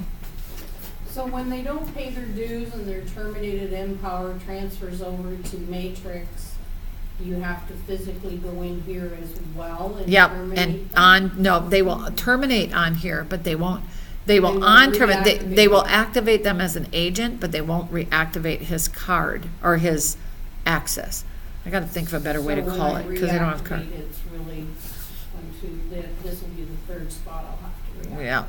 Come back in and terminate his card. But if you just react, oh yeah, that day. But it would pick it up at 2:44 a.m. from Matrix. if you Yeah, forgot. because you guys only get it once. We got it once a day. Yeah. 2:44 a.m. You should see if you can increase that, because we do it hourly here. Oh, and Barry does it hourly? Mm-hmm. Oh, that'd be a lot better. Yes, because then people could just put on their boxes like that. Exactly. So the Yes. termination will filter Let's through say all at 3 2:44 a.m. systems, but it won't reactivate them. It won't, it'll make him a valid agent, but not a valid SentriLock user. So you have to come in here and go down to the bottom down here, and you would validate. Where it says terminate, it would say valid here, validate. You would click validate. Yeah, but I'm saying when you terminate him, make him no access, it'll go. It'll automatically terminate It'll him. automatically do it. It automatically terminates him. We just don't know if every active member you have should be on terminated when they're not. If they're supposed to be, we could do something there, but then that means if you have a situation where maybe a member shouldn't have access, That's fine, this one's Yeah. fine. okay. Because I've had a case where we terminated someone, then we reactivate them in Empower, but they're not activated in SentriLock. So SentriLock doesn't pull it again when they get reactivated. No, that's just. No, what they she do. said, you manually have to. do Yeah, it. so I do it. It won't, yeah, It'll the, be for the different. card, you have to do it. Right. Yeah. Yes. It'll reactivate For his the valid first. status, but it doesn't Doesn't reactivate the card. Yeah. Unless Matrix sends us a special field that says the card has been activated, which means you'd have one more field to fill in But too. Matrix wouldn't know that. They wouldn't know. Yeah. So in our case, it'll deactivate his mobile app. Mm-hmm. Yep. Yeah. And, okay, got it. And then you get an Activation email. email, terminate on, terminating. Yes. Hey, yeah, Change anywhere your else. mind, creating teams, how to look at preferences. Okay, preferences. The other thing I did not go through was the preferences. So, if anybody calls in and they just hate that end of showing notification, because end of showing notification does not mean that we know when the person put the keys back in and clicked the box shut. It is if someone moved within a half-mile radius of the property and they actually had location services turned on their phone and they still had SentriSmart open, then we know they moved a half-mile away. Then an end of showing comes, or they opened another lockbox, then we know end of showing came, or 90 minutes have passed and they're going to get some weird email that says 90 minutes have passed since the person was at your property, we think they left. And then they're going to call you and say, oh my God, we don't know if they're there. And it's just a silly email. If they don't want that, they can come into their manage their account. So maybe I should go in as what they can. So they'd come in and they would do manage my account.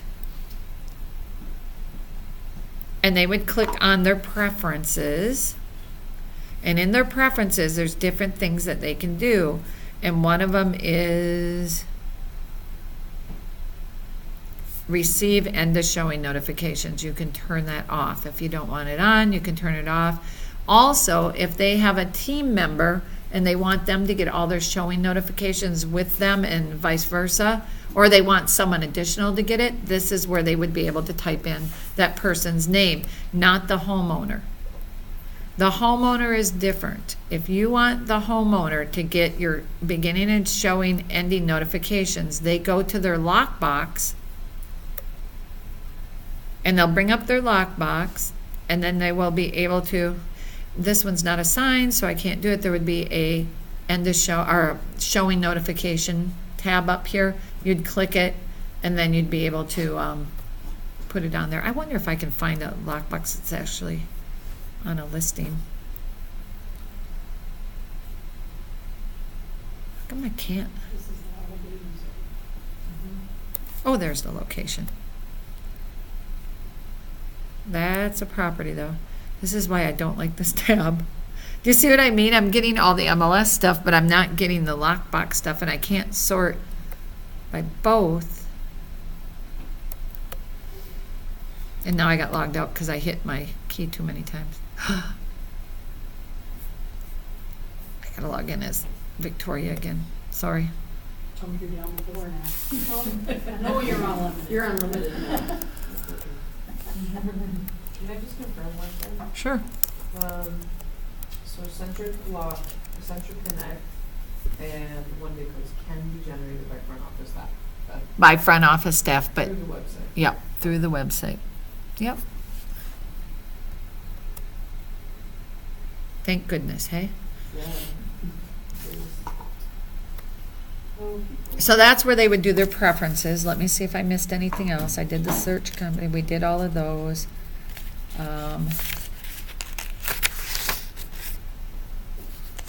We did that, and we did that.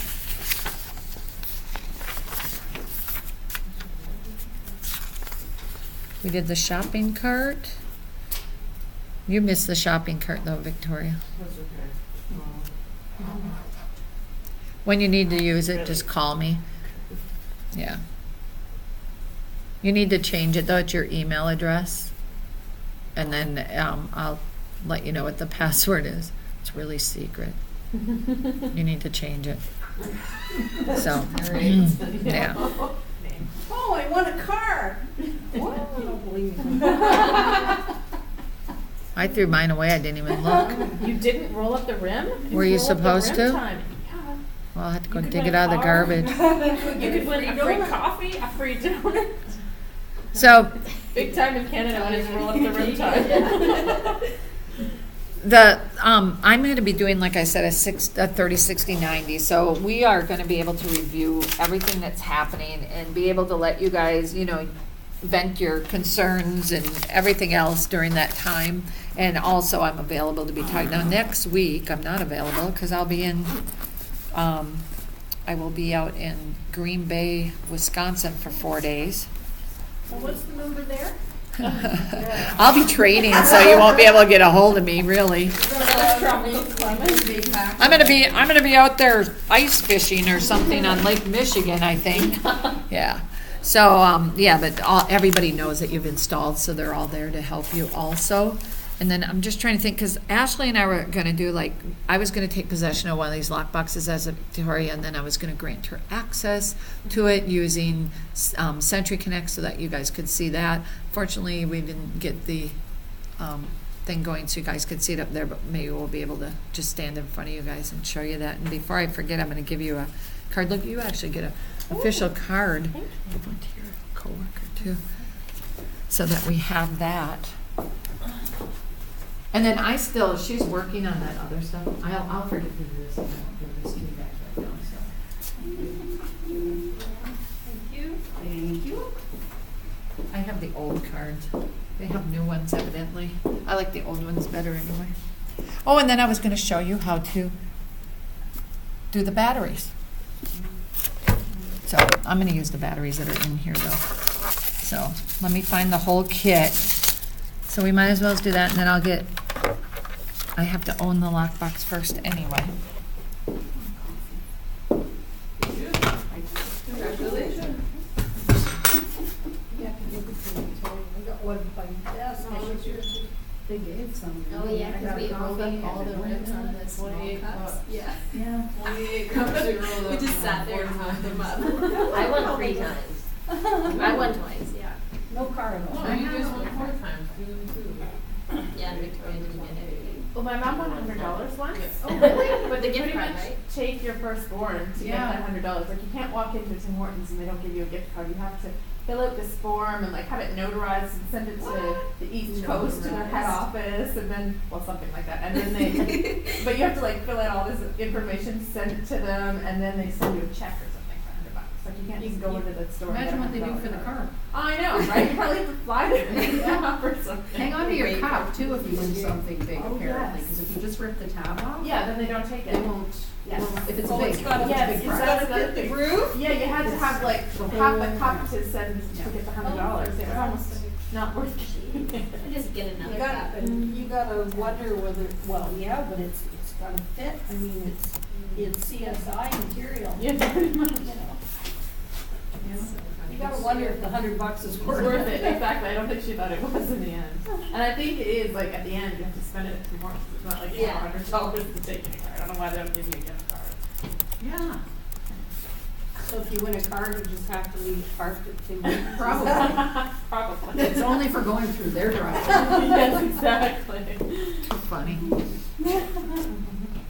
you have Tim Hortons in Florida?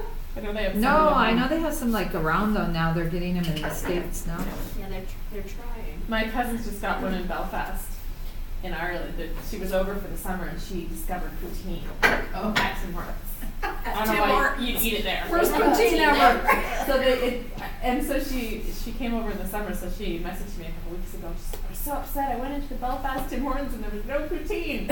I said, you realize I've lived in Canada for how long? And I've never once eaten poutine at Tim Hortons. Now, granted, I think they only came out with it maybe a year ago Yeah. with that. They have the worst things though. I think.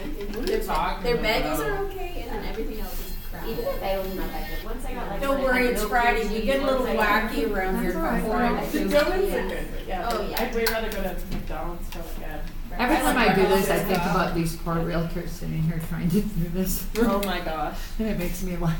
It's Because I'm like, and it's hanging on a house and I have no idea. I'm getting That's why those videotaped. people took the door off the bathroom. It was the realtor who did it. They were He threw it in trying the lake. people. Yeah, well, that says And they, it all right yeah, there. that's it right there. They wanted to take it to their Toronto house, the door, I guess. But why would you take it? Okay, the batteries are located in here, Sam. Yeah. Alright. Yeah, they're not super easy. Well, that's why it's good to get this little, pretty little tool now, cause I don't have to break my Especially nails. when it's like -20 and you're trying to do that at the door. Well, that's why, if you can bring this jumper out, and this is hanging on the door, this is what I would suggest people to do. So, Or if they can pay attention when they get the message flashing light, then Do it right away. change the batteries right now. Don't wait till it's really dead. When I said that this is why it's I'm not telling you, you should put batteries in here and then give them a different set. Oh, Okay. Cause this is like, just looking after those things, it's a full-time job. It is a full-time job. alright, Between everything. I'm gonna pretend like I'm giving them. Oh, the other full-time job. Can I open a box of those so I can like at least? I give them to you for free, so if you need more, I'll give you 2 more, cause I don't know if I could get those out of there if I. You're in. I don't think you can. I had an admin call me and say, I can't get it out of there. And I said, well, shit, I'm not supposed to come in and out. Yeah. And I think They it come out, but it's took very them difficult. about 30 minutes and then they Oh, called me we back also gave you and I some- pulled it out. Sometimes the stickers fall out the front. Oh, is that the branding? Alright, Have you had that? so this I died, had a couple. and it's on a door. So what I'm gonna do is I'm going out, and I'm gonna take my tool, and you gave me this thing.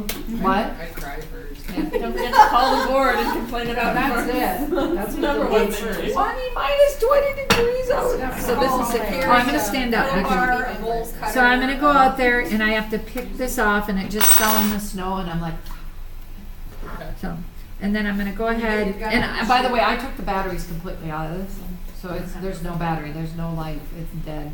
So I'm gonna go ahead and I'm gonna plug this in, and you'll notice all of a sudden some juice comes to the battery. Look at that. So now what I'm gonna do is I'm going to go to my mobile access tab on here, and I'm gonna press the enter key, and what I would suggest they do, actually if this is my lockbox, I'm gonna go to lockbox tools, and I'm gonna select it, so I can release the shackle and I can go sit in my car where it's not minus degrees out. So I'm gonna release the shackle, and hit release. Wait for the ready light to come on. Get it off the board, go in the car, cause it's really cold. I'm now sitting in the car, and I turn on my car and I'm talking on my Bluetooth and I can't open the lockbox. Why not? Because I'm talking on my phone through the Bluetooth. So turn the phone off. Don't turn your Bluetooth on your car. So now I'm going to hit this. And then I'm going to go ahead and I'm going to do open key compartment. And I'm going to put in my PIN and click open key compartment. And now the lockbox opens and someone stole the batteries. So now I'm going to put your batteries in. And it's much easier if you have these batteries separate than this, right? Because now I don't have to pull them out of here to try to pull those out. And then I've got to, I unscrewed it, by the way, before that, because this tool has this on the end. So when we give them one of those, we should also give them a couple of batteries. Yes, and then have them bring the Okay. batteries in that bag. Okay. I would just leave those in there. It's a real, yeah. I usually, just give my advanced batteries to their office. So Carolyn, do you do a site location when this happens to an agent in North Bay? They're already on. I would, if you have somebody that's far away, say, I would give one of these Call kits SentriLock. to I their don't have office. SentriLock that stands across my forehead. No, I think it was Sucker, wasn't it? Yeah. So then you screw the battery. Yeah, I've got lights But they again. go in a lot easier, don't they? They go a lot in easier than they come out, and that's why I suggested to people, I mean, I'm gonna give you free batteries anyway, so, you know. Just if they're in there for a long period of time, then you're gonna wanna replace those too, so. Do they actually bring them back? Cause usually the Well, I other hope side so. of I mean, at least mine- they're not $89 like the power paddles were. These are $7.99 US dollar. So what's that, $10 your price? No, they don't. I No. have a power paddle that I lent out about 6 months ago, and I know where it is, but good luck. Yeah, once it's fixed, it's kinda out of sight, out of mind, that's just. And then I'm gonna okay. take my new Like plug, to because I keep it dropped the other one in the snow. Actually, what we did And then is I'm gonna put it in Sandy here. ordered those little packets for every brokerage to keep. So we gave them out to every single brokerage, so they all have one at their admin desk. It's kind of really This is now your lockbox. Would you like to have a lockbox on your desk so you can play with it? Yes. There you go. So this is yours. Now, now I wanna That's get, what I wanna show you guys Sentry Connect, so I'm gonna make, Miss Ashley come in here with her phone, because then it'll make a little more sense to you guys. Ash? Did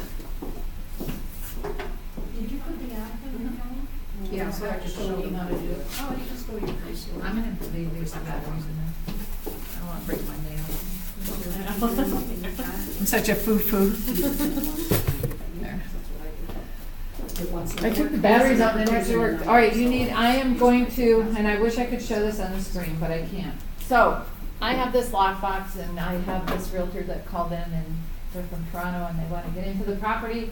So I'm gonna go to my lockbox tools and I'm gonna grant Sentry Connect access and I'm gonna ask Ashley for her email.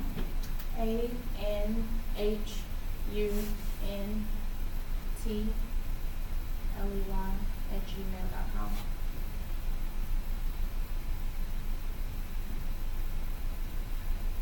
And we're gonna let you in between 10:30. Oh no, we wanna do it. We'll do 10 o'clock, cause right now it's 10 o'clock, right?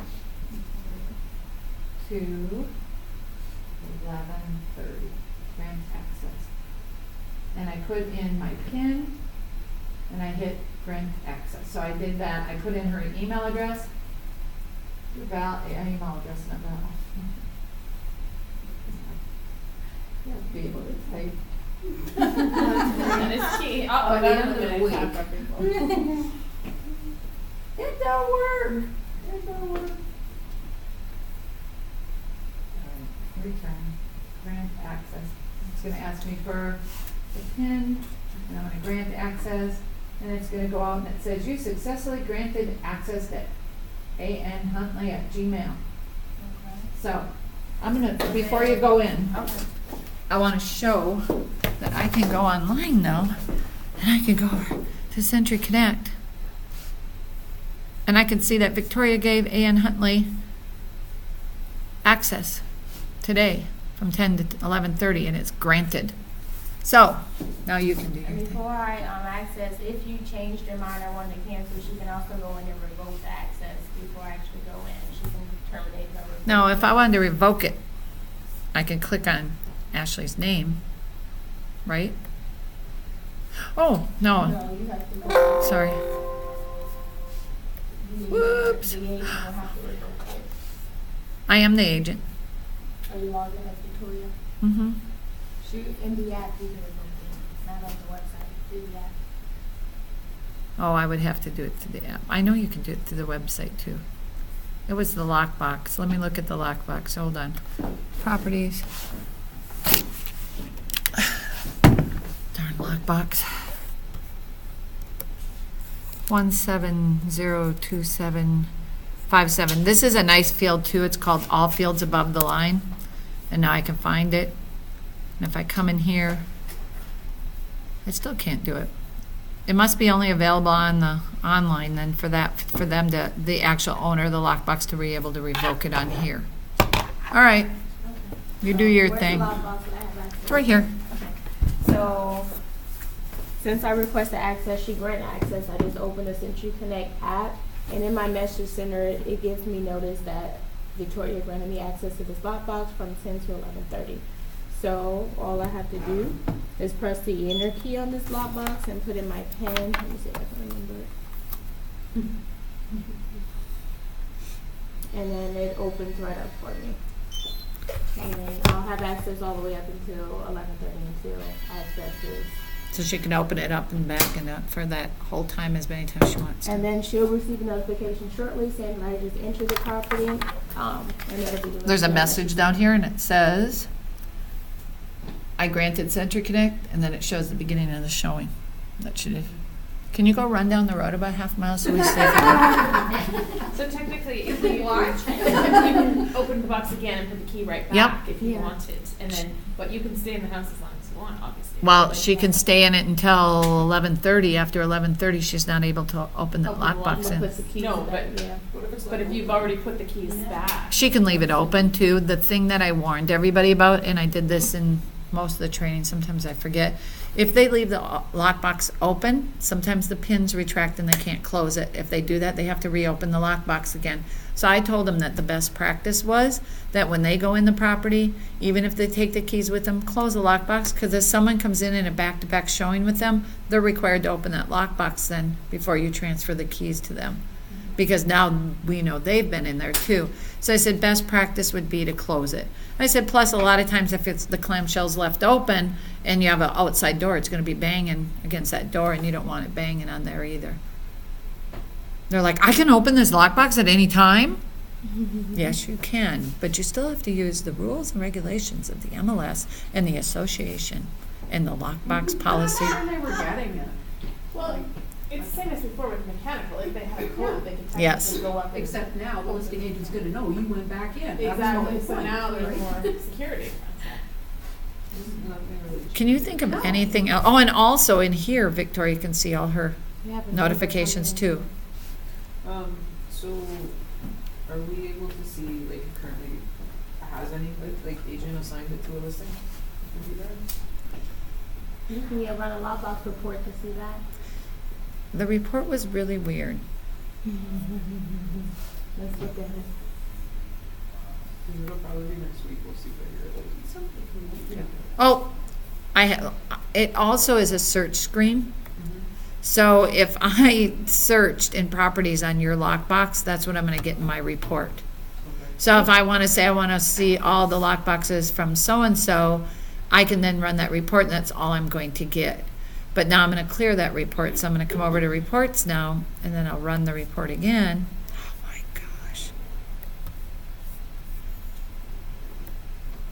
Sometimes we move faster than our server, so you have to give it some time. We'll just, Okay, that's clear. now I'll go over there. I'll click slowly. And I won't touch because it's spinning. There we go. I was a little confused on this, Ash, and I was going to ask about this too.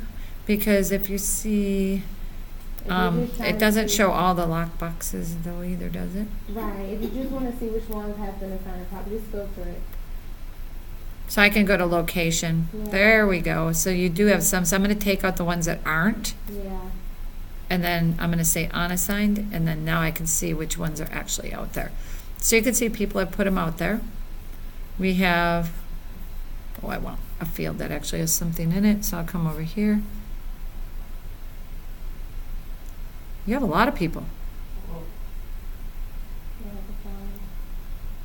so by next week there'll be an offer This is great. It's a lot better than I thought it was going to be. Wow, look at that. So these are actually assigned or pending. They're assigned to Where are they addresses. assigned? So when it says pending sale, what does that mean? That's, they're accepting those listings in. Listing type. It's the status type under orders, because we have, Oh my active, goodness. Conditional. Almost at the bottom. Conditional no-show, Oh! pending, so Aha, okay. These are not lock boxes. What is that? these Listings? listings. It's listings. Oh, those are just listings. All right, so what I need to do here is I also need to filter it and take out where it doesn't have any listing number. So I was like, oh my gosh. No, here we are. This is a little more realistic. 20 listings. They're not that fabulous. I was like, I was really good. I was really proud of myself that I had 700 people that went out and put lock boxes on yesterday. I'm like, did we give out this many lock? That's the difference with the property tab from the new view, that you have to remember, it now does all the listings and all the lock boxes together. So you have to, putting this into a filter is what you need to do. If you only want your lock boxes, you need to filter it and come over to serial number, remove the ones that has blanks in it, and then come over and you can see the location, and you can say, I want to see all of them that are not honest, that anything but unassigned. That will help you out. Look at that. If you know this is a common report that you're gonna use often and you want us to set it up to like send to you weekly or bi-weekly, we can do that. And that way you don't have to come here and like filter and sort it every week. We can just have it sent to you.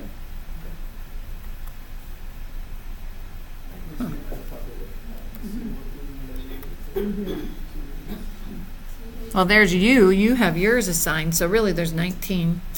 Because you have yours on 1, 2, 3, 4 test listing, that's what I gave it to. But Century 21 is using it. My lockbox is on there.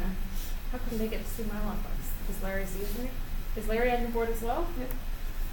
But he's using my lockbox for your property, which I guess is okay. That's why it's a 5148. I was wondering. Yeah, because I recognize the number. Cause I bet he- 165 and 166. Right? I wonder if he made himself called in and had himself be a team with himself on yours, so that he can see both block boxes and listings. Maybe, but I don't know. Or they don't have And so if somebody is part of both of our boards, or both two boards that use electronic lock boxes, how would so they would have to share it? Is reciprocity set up right? There's reciprocity set up, but if they want to see their lock boxes, if they have lock boxes in both regions, Yeah. they would have to be on a team with themselves for both. If they're both, I don't know why they would be members in both. I mean, I understand why they're members in both, but why would they have lock boxes in both? You can use them in either region. But they should decide. Given our lockboxes out, and now they're getting them from Barry as well. But that's showing up. Larry's listing is showing up on my system as well. Let me go look at Larry. So you'll probably see it as soon as you. Let's go look at Larry Marbles. Boxes, probably show up on here. Is this the one that somebody told me about and asked me to set up? Somebody had me set up somebody that was across board too. No, it's just But it wasn't, it was like before I came here. Who's across both boards? Who's across Southern? Larry? No, Mark Ferris. He would be good. 'Cause he's gonna have a ton of listings. Yeah, if he uses boxes. Yeah, he didn't even make his team member that way. That's really weird. I mean, as long as So- it's reciprocity, they can see it. I mean, Is I have it? boards like that. Yeah, if it's reciprocity, they can see. They can see each Then we other's can see boards. each other? Like he can take a box from your association and sign it to one of their listings because of the reciprocity agreement. So when running a report, the only way we'll be able to differentiate what are our lock boxes and what are yours is through the serial number then? The firmware, or I had no idea it did that, so I'm like a little, Right? Like if you run that report, they wouldn't see that 165. I have to ask, but that is really weird. I didn't know that that would do that. Why does it show in their report? their lockbox, Yeah. because it's assigned to their listing. But the listing is assigned through Southern Georgian Bay. But be on our. So is it their box or is it their listing? It doesn't belong to them at all? So did he use your box but put his listing, he came into Barry's and It's the then, Berry listing, I don't- right? Yeah. well, how did he see those lock boxes It's the for? very listing, but When you yes. log in as him, I am gonna log in as Larry. We gotta see what Larry sees. He could have listed that on our board. There's an MLS number there. He put the listing on both boards, Yeah, but he he put- only had a lockbox for From yours, us. so he put it on. So Now we he have has. and we see that a lot in like, But when you run that report, that lockbox should be Mobile showing area. up. No, just be on ours. Because then it's Although gonna it mess did up come our up stats. there. Right? you're going to be able to see it because it's attached to their listing. Yeah. Mm. But he shouldn't even be able to attach it to the address. I know, that's what I don't understand either. That's why I gotta look at this. This is like, Because he should only be able to assign it through Southern Region Bay, through that listing, because that lockbox belongs to your association, Mm-hmm. right? And so that listing, even though it was dual, listed it across boards, he's used that option, right? So it should be with your MLS number, not ours. So that might be our LMS. It probably is their MLS. 307103222.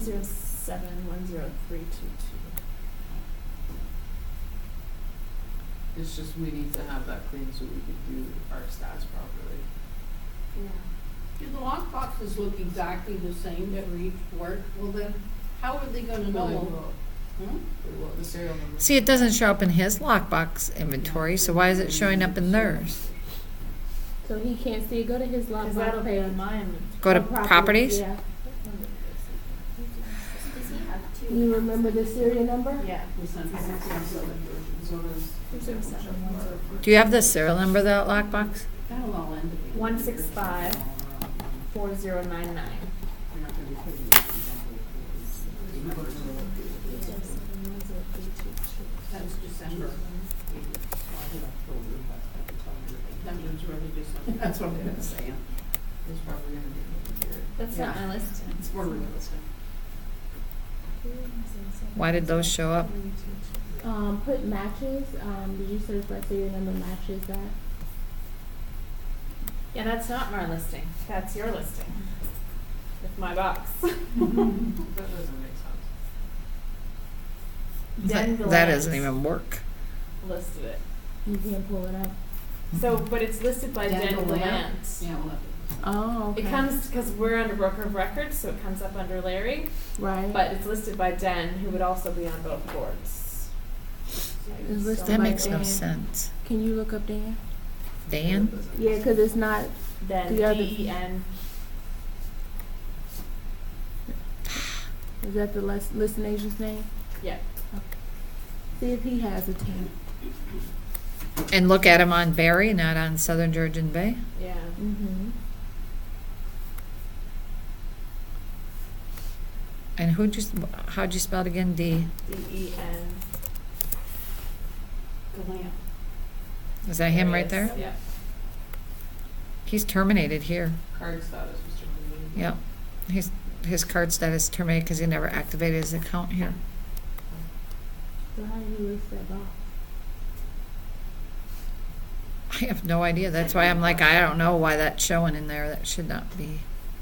But they should be able to use any box. So if I'm in here and I type in lockbox serial number 1654099, it does not show up. But if I go to this report, I just want to make sure that I'm like, Double check the Because that's where I serial saw it was on that report. number. Is Well, I the have that report still up open. in Excel? Copy the serial number. it is, it's right here. It's what I'm using.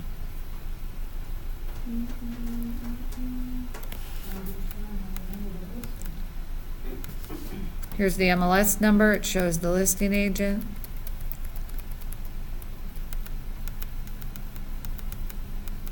Are you logged in with your Oh, wait, wait, wait. sysadmin? On Yep. this thing, it says Is it? it's this other Northern Bay number though, Oh, if you go all instead the way of the to BD number, Loggers are on that beside his name.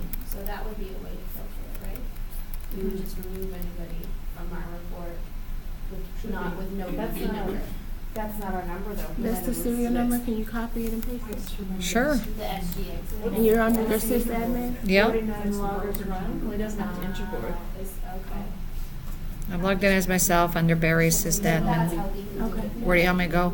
Just search the serial number. So that means we gotta look at it. There it is. Yeah, so he does have it listed on our board as well, but just not with that MLS number. Well, you would have different MLS numbers. Well, let's see what that Yeah. MLS number is over here. Yeah, so he's got the Barry MLS number, but Where'd you see the MLS? Right here. 307103. so technically though, right, so he has it listed on both boards, so he could take either box Mhm. and put it on there. He's not gonna put two boxes on. No, we would just pull it out of the Yeah, you report, can just go to the report, you just have to know. That's No. what he did. Oh, what a smarty pants. What is it? What did he do? Okay, so he went in here and he looked up the address, or this, he looked and he saw this, so then they went in and they just said, well, I'm gonna attach the serial number, because that's what I did, because they probably did it through Matrix. So Matrix is saying, because you have integration with Matrix, that this lockbox, and we bring over that listing also, so now all of a sudden it's saying that lockbox is on there even though it's with you. So Matrix shouldn't be doing that. Yeah, but it's They okay to do that though. What? Is it Well, okay? He has it listed Okay. on both boards, so it only needs one box for both for either. But I mean, it's gonna scrub your inventory though, 'cause, It's gonna screw your inventory too. yeah. But I can tell when I run my reports that it's in my inventory, but when you ran the report, it wasn't in your inventory, Right. so that's okay. It's not gonna happen. Yeah, but that's odd. No, but so when But you ran should, that report, I mean, you is said- it the same listing? It's not the same listing in It's a- Matrix. It is, no. It's a different MLS number, so Yeah. Matrix shouldn't be attaching it unless maybe Larry did it or Dan did, because he's like, well, I've already got a Maybe he lockbox got on there. confused and just picked one, like he assigned it that way in Matrix. He went Because he into, thought and he it went was on the in berries and put said, the I do berries have a in there. lockbox in there, and there it is. I mean, there's nothing wrong with it, it's just weird how it's gonna show up in your inventory and it's not your Could we lockbox. change that? Could we put the Southern Georgia Bay MLS number on that one? Rather than Well, the problem is he wants the people here to know too, but I don't know. He still has it listed on your board as Yeah. well, Shouldn't but he's not gonna Matrix- have two lockboxes, Right. right? Shouldn't Matrix be filtering it though? So if he logs in, cause there's two portals. There's the collective one and there's ours, right? Mm-hmm. So even when they're logging in, through Barry, Mm-hmm. it should show just the Barry lockboxes listed. that are Yeah. under Barry. So if he Unless logs in it's as a Southern collective, Bay. can they actually put the lockbox on it? Because maybe that's what he's doing, as a collective, he's logging in. No, like they both should have the Okay. same type of like capability. It's Okay. just different like initial screen when you're logging in. So when Okay. you log in and you're under BDAR, you still get all the custom BDAR information. When you go under Southern Green Bay, you get custom notifications. But Mm-hmm. it should still have that segmented to your Southern Georgia Bay lockboxes. It's segmented to BDARs. Until we move into one system, which good luck to us. Then. Right? But it does make sense, because you're only gonna use one box, so either you're gonna use it from Southern Georgia Bay or you're gonna use it from Yeah. there. Right. It's just a matter of if it's So it'll just be our dual members, so the Yeah. Ferris team, Keller Williams, and Exit Lifestyle. okay. Yeah, And, because there's a new guy signed up. well, that's The fun. other day. That's what we have. That's how you run the online. I can't think of anything else. I mean, we've gone over how to do the card. We created one. We showed how to on-own a lockbox. That one's now Victoria's. This one's on-owned. I told him about the box back there. But what was really weird is this one last night that was pending listing assignment is now no longer owned. So maybe it takes overnight for that no owner, so maybe those will be okay in the closet today. And then we went over how to change the batteries. We went over all the stuff that they were supposed to get. I went through all the tabs. The only thing we have left is the indemnification stuff. Have you heard anything back? Showed him how to reactivate a card. Yep. Okay. No, he said by end of day or Monday, they'll have it resolved. And then they'll be able to see. If they get it by end of day. Yeah, I'll ask, yeah. I was just on the phone with him, they're A lot working of on it. people in angst. Mhm.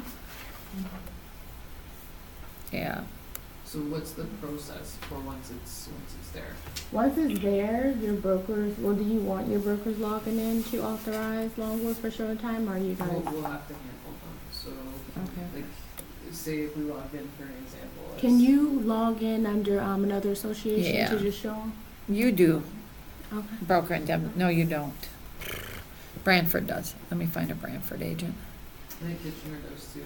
Well, let's do Kitchener. Bill will forgive me. What do you do? You have to have them all sign. HIJK. So you put my It's for, signed paper out there for me? integration. Thank you. So they have to go I knew I through forgot to do that. I was gonna do it last night when I got back. Okay, so I'm gonna find a broker in Kitchener. So I'm using All right. Don't look at this. Every time you say that, everybody looks. It's easy. All right, let's look at Adam Chris.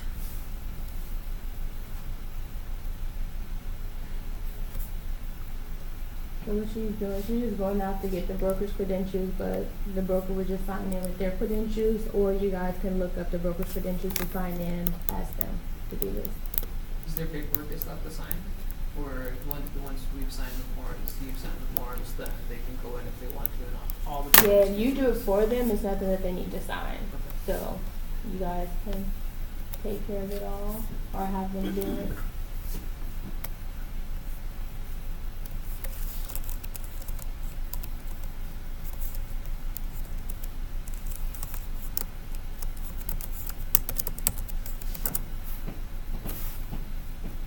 So they have to log in with their broker permission. Some will get confused by that. If they go in as an agent, they can't see it.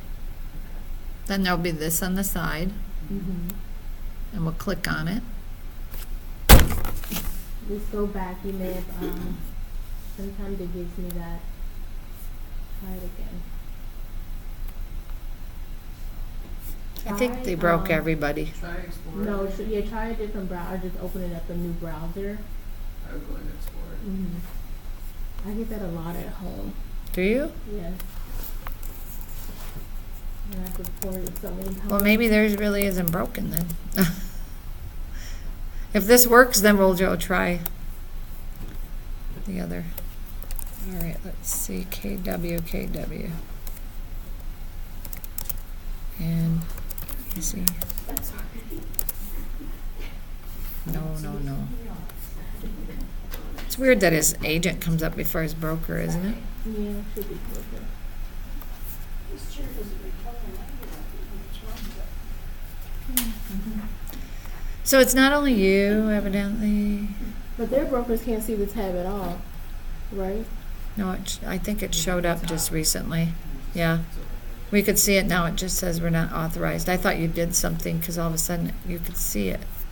No, the IT is working on it, so maybe it's not just you guys, maybe it's affecting everybody.